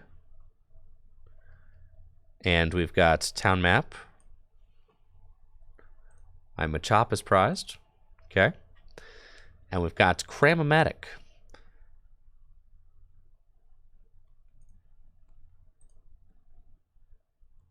So let's put the Stone Fighting Energy onto Rampardos. I don't actually want to go and unlock the Blacephalon turn yet. So I think I'm going to attach the Stone Fighting Energy here. And potentially pass. That seems fine. And I think my beach is prized. Yeah. Okay. So we'll just pass.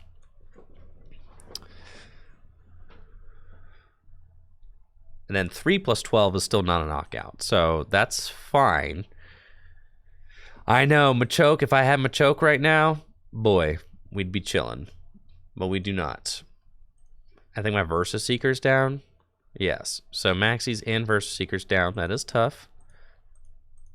Field Blower, that's fine. Glad I didn't put this down. Trying to keep their hand size low, which I understand, but I could... 60 damage does knock out the Mew, though, so we're okay with that.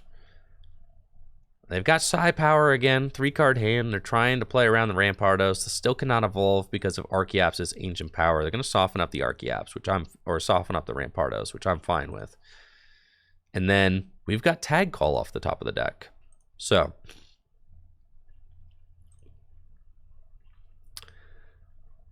I can Tag Call and we've got Cynthia and Caitlin. So let's Cynthia and Caitlin. We can go get a supporter card back from the discard pile. And Mallow and Lana just seems like that card. So it's a very good card to have. And then I can retreat the Archeops. They'll be able to spread damage and knock out my Archeops. Unless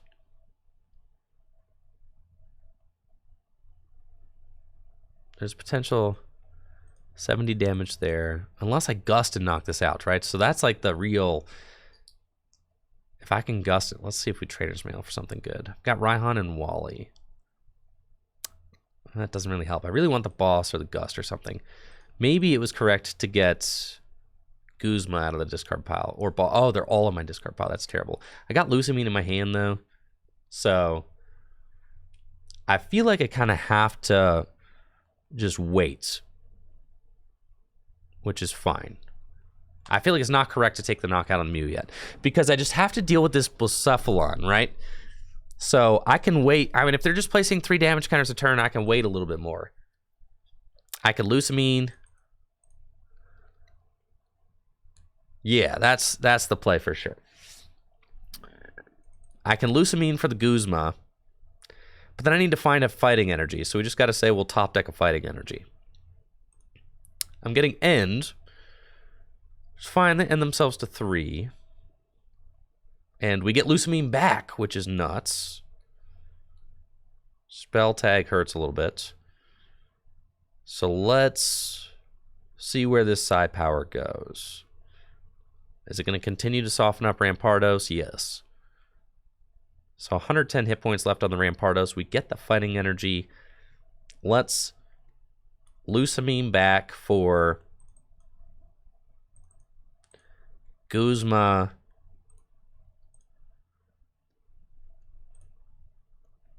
Guzma and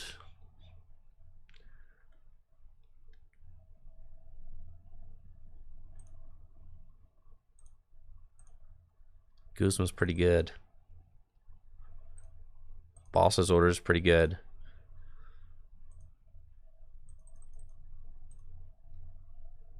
Have I played my red card yet? Yeah. Okay. That's fine. Those cards seem good. We'll get those guys. And then we'll attach here and pass. And then next turn.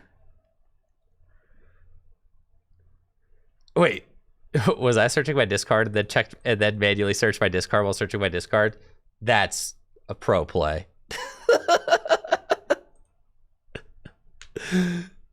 This format's so fun, honestly. I mean, like, look at this. This deck that I'm playing only has 2 basic Pokemon in it, and I'm a real grinder of a match with Captain Nightfall. Like, it really could go either way. It's a lot of fun. They've got Rescue Stretcher. They could put 3 Pokemon back into the deck. There's no way they got a strong end to 3. Now, they just have to Psi Power. And now, I'm not knocking out Blacephalon, though, which is tough because they only got 2 cards in their hand. So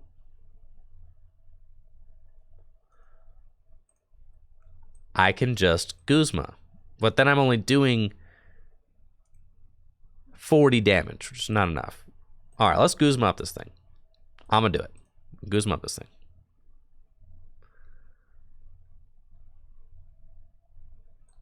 Let's order up. Dang it. I think I need to... Nope, can't quick ball. The Machops right there. Yeah, let's just give him the old headbutt bounce, bro.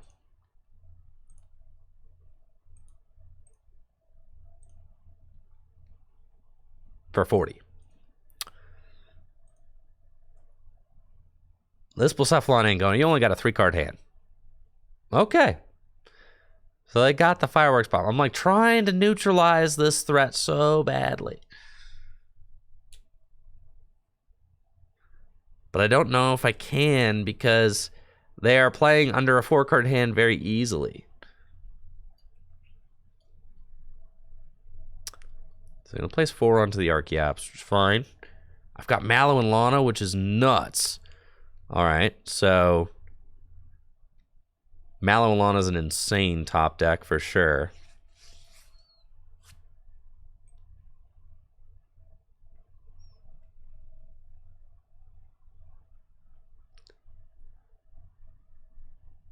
Half to Mallow and Lana.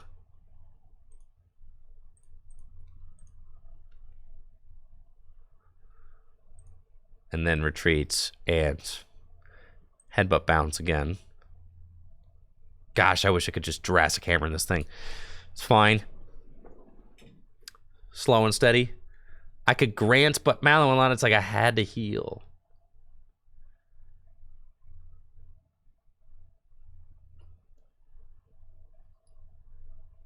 I had to heal that turn. All right, so they're going to research. They're finally saying, all right, you could Jurassic Hammer, that's fine. Right?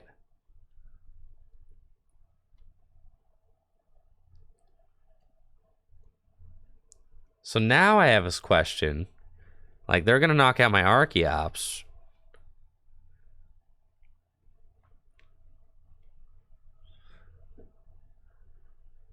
Next turn's my 3-prize turn.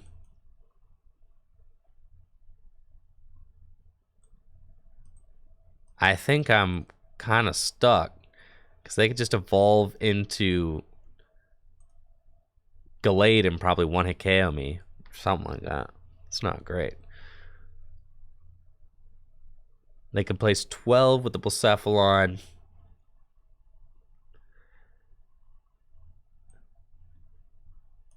Yeah, I'm probably just having a bad time here, but I guess I'll just Jurassic Hammer. Let me just get this thing out of here. Yeah, the Gallade will take the win. For sure, if they have Gallade in their hands. I thought about that, but I think I kind of just had to hope they didn't have the Gallade. They do. It's GG's. No, yeah, with the 5 damage counters too from the spell tag. It was going to be tough. GG's, Captain. All right, who else wanted to play?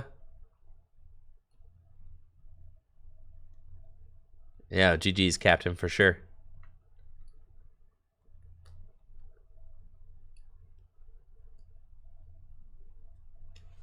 Was there anybody from earlier that I promised?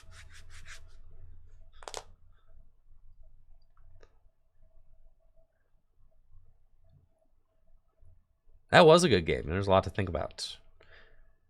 For sure. That's why I like the pace of Gym Leader Challenge quite a bit. Paternal, what's your screen name? Are we already friends? King Jester wants to play with the Fossil deck. I know. Well, once I just get this video done, I'm pretty sure I got the games I need for a video now, for sure. All right, your AMC. Good luck, AMC. I'm pretty sure that I've got the games that I need for the Fossil video, so we should be good to go.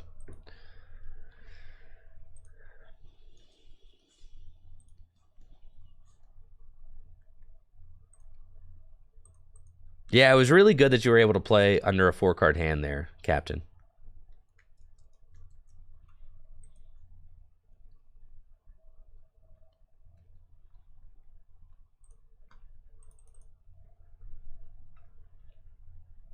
Do I have a video? I do. I have a whole website explaining Gym Leader Challenge. Yes. Check out gymleaderchallenge.com. It's got all the information there. It's, I'd say, the most popular alternate format in the Pokemon TCG. So definitely something to look into, kind of like Magic the Gathering's Commander formats. It's just a great way to experience the game. Okay. Really like this opening hand that I have with Karina and Carbank. How many mulligans? 3? That's fine. We only got 2 basic Pokemon in this deck, so we are bound to mulligan quite a bit. I love opening Carbank. Carbank is the champion of this deck with its Lucky Find attack, allowing you to search for 2 item cards and put them into your hand. We've got Karina as well. I can go get Machop, and I can get the Research Lab Stadium, which can get me 2 more Fossil dudes to put straight onto my bench. I like that. We'll see what my opponent's Fire-type deck is looking like.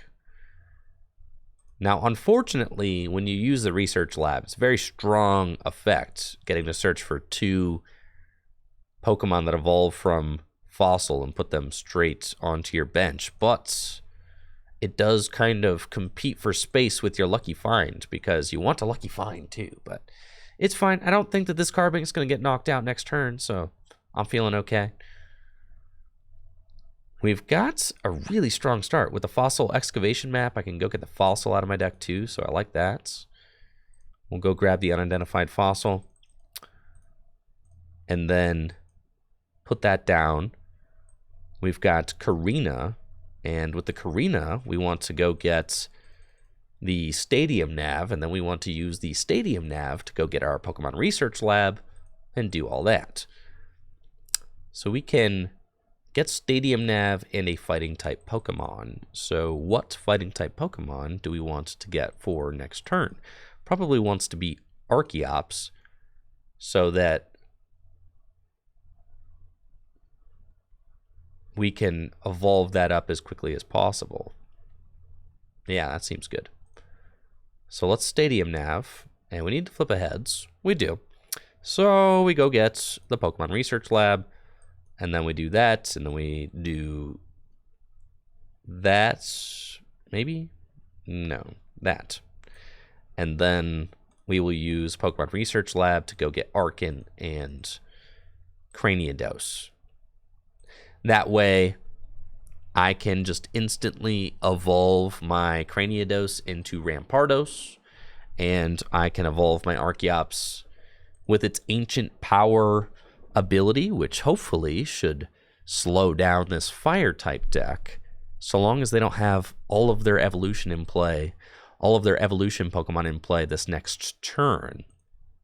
So we're hoping that they whiff some of their evolutions.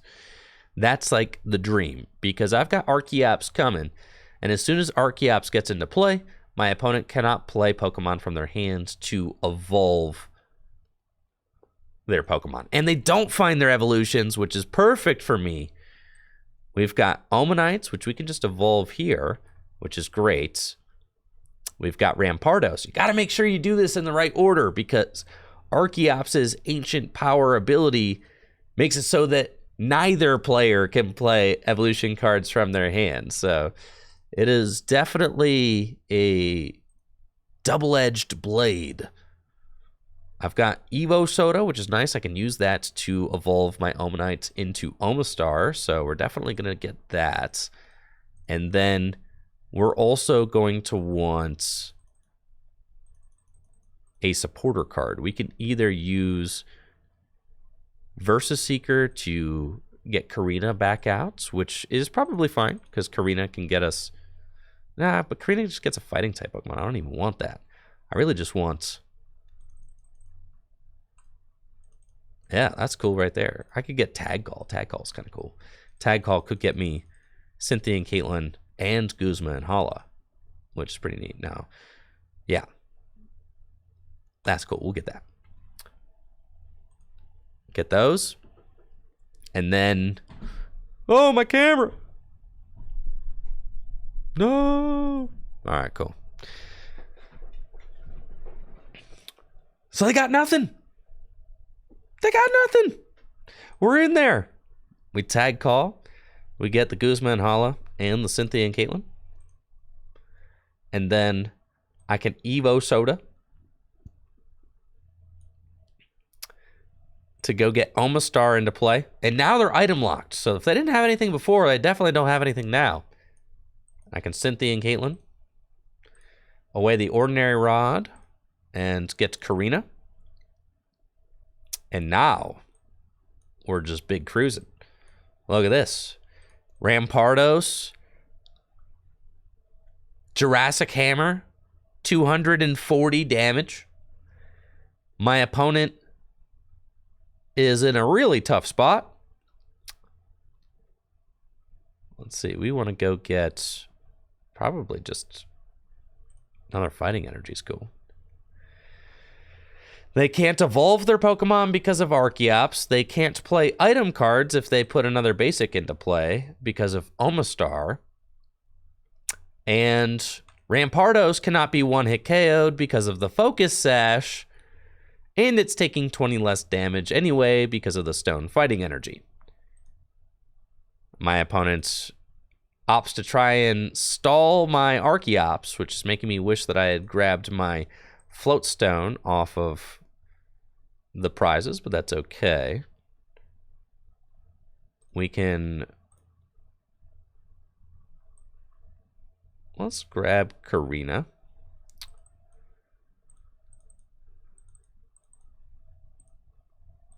I don't think I have any good switching supporters yet. I do not.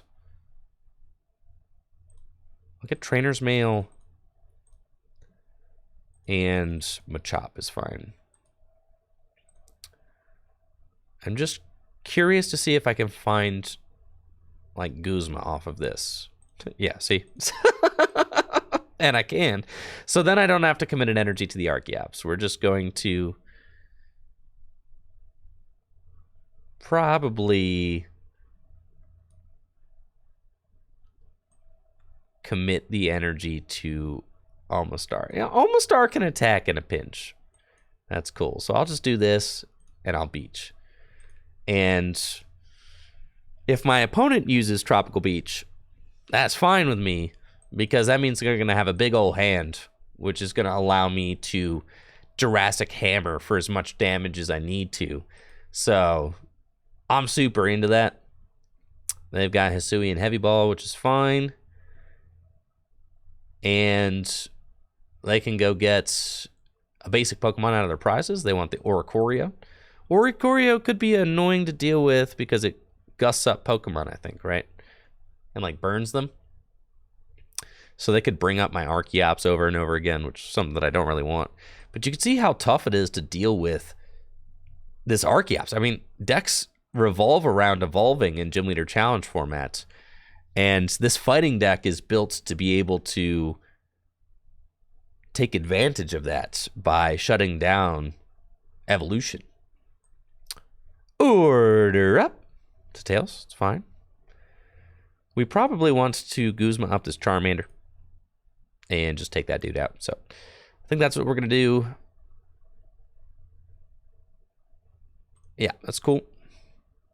I can't evolve my Machop into Machoke anyway, so that's why I'm not in the biggest rush to put the Machop down. Also, by benching the Machop, I make it a little bit easier for my opponent to play around Omastar's Fossil Bind. So we're kind of just going YOLO Rampardos here. And if my opponent swings into Rampardos, then I'll just Mallow and Lana, heal it up, Float Stone, pivot back, and keep slugging. And since my opponent cannot evolve, Rampardos doing 240 damage is so tough to deal with. Because, you know, if my opponent had their evolutions, they'd be able to, like, okay, you know, maybe be able to deal with the Rampardos a little bit easier. But since they don't have their evolutions, they just have to deal with what they could do with basic Pokemon. So we've got the Mallow and Lana play queued right up. And I'm going to get the Machop and the Machoke into the discard pile. And now that I'm here, I can Jurassic Hammer, this Entei for knockout. And I could take my Machamp, since I've got the Maxie's Hidden Ball Trick.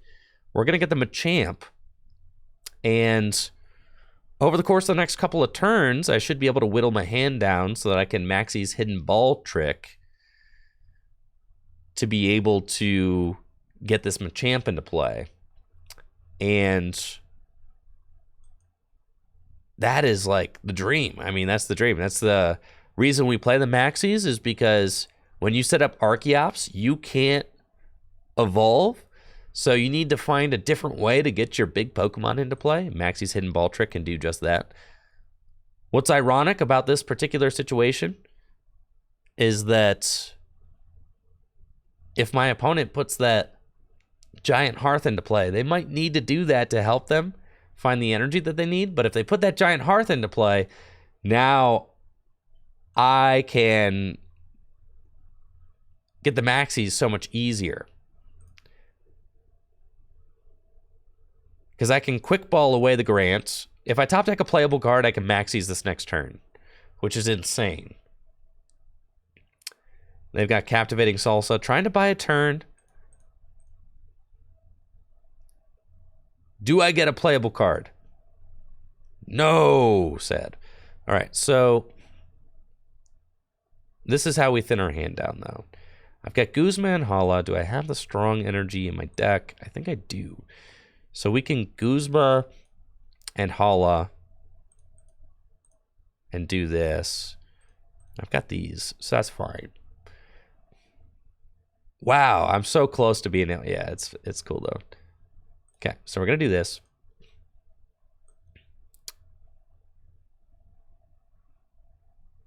I'm going to Viridian.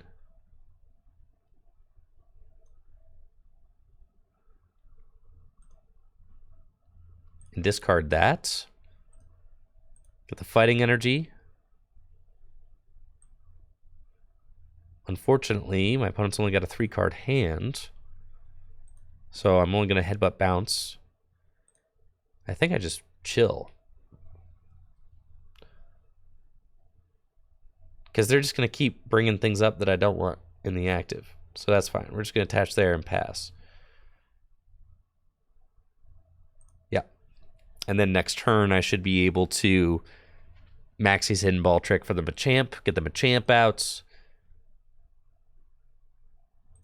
Misfortune Sisters. Oh, chill. Chill, bro. Chill. The Misfortune Sisters out of left field. I didn't like that.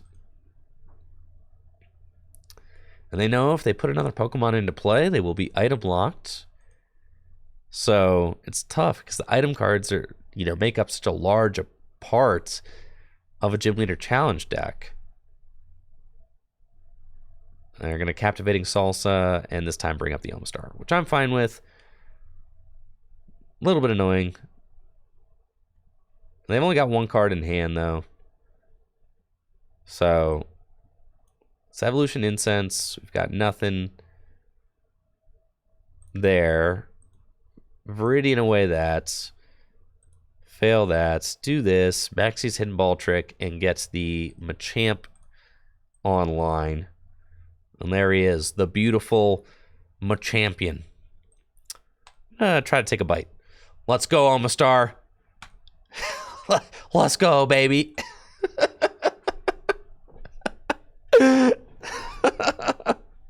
That's right. You're an animal, Omastar. Yeah, they're scared. They're scared of Omastar. Can't blame them. I'm going to bring up Machamp. I've only got 8 cards left in my deck, so it's not like a lot.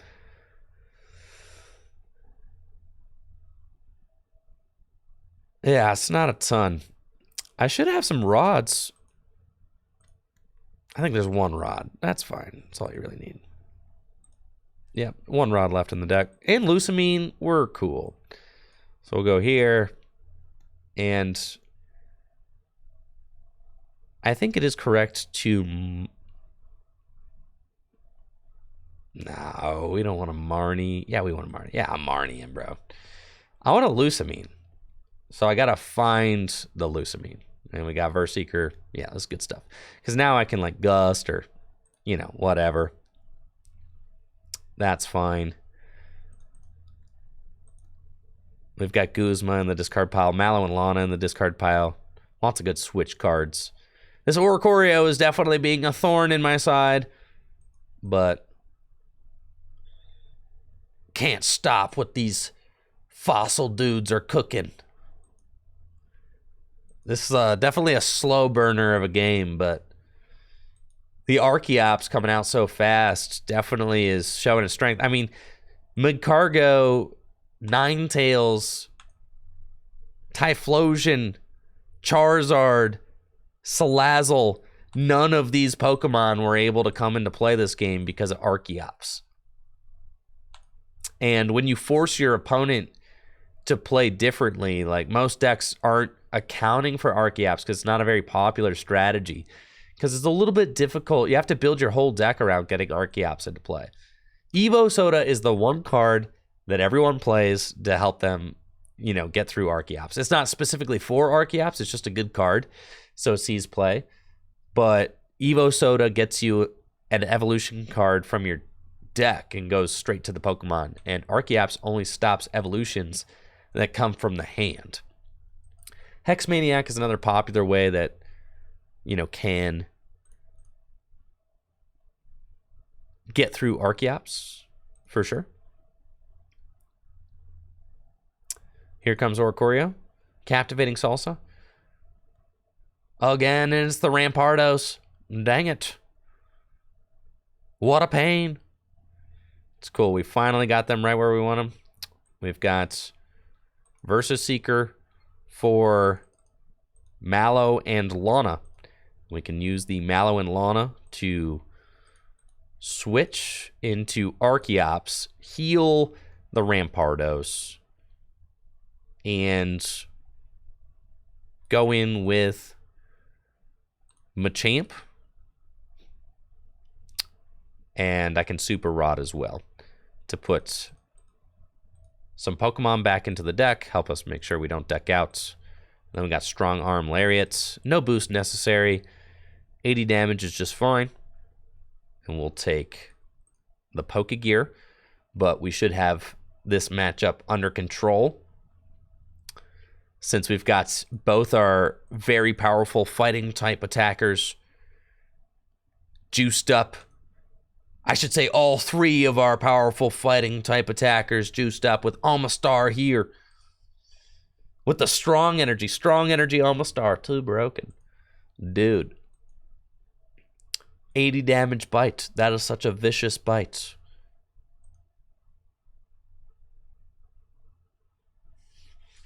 Dacne wants to know, do I play Expanded? I used to, back when Expanded was a supported format. I top 8'd the last Expanded Regional Championships ever held in early 2020. The Collinsville Regional Championship. However, Expanded format is no longer really supported by the Pokemon Company, so I have not played it lately. I just have to confuse my Machamp. That's fine. They've got 3 cards in hand. I'm not going to let them deck me out. We've got Lusamine. Get Guzma, Mallow, and Lana. And just going to go for the Strong Arm Lariat with a flip. No need to do 100 more damage. We've got it with a knockout. And this should be game with Guzma and Mallow and Lana in my hand. We are pretty good to go. When I say the format is not supported by the Pokemon Company, I mean that they just don't hold any events using the format anymore or acknowledge it in any capacity. So, so the only way that they acknowledge is on the Pokemon Trading Card Game Online. So, yeah, and they haven't really kept up with ban lists or anything like that. So, it's kind of also, Yeah, it's in an interesting space right now. I got teammates for Entei. Entei is here.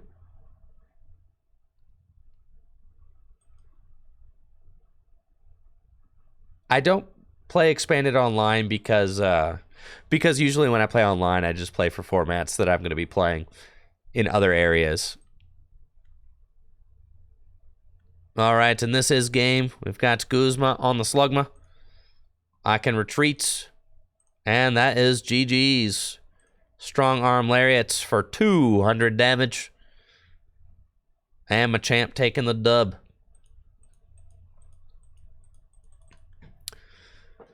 All right, guys. I got to get out of here and make a video. It's video time. Thank you guys for the wonderful stream. I'll be back tomorrow to play some more Pokemon cards. But I got an appointment later today, so I have to make that. And I have to make a video before I go there. So, you guys all take it easy and have a busted day. Thank you so much for being here. I'll play some standard tomorrow. I do want to make a video on the Goodra deck, so that's probably what I'll be up to tomorrow. Showing off the Goodra. The goo. Make sure to check out fullgripgames.com for all the best Pokemon trading card game singles.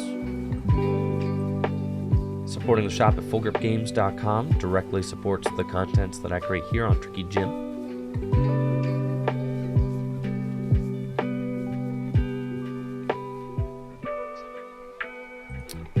Thank you, Amik, for that sub.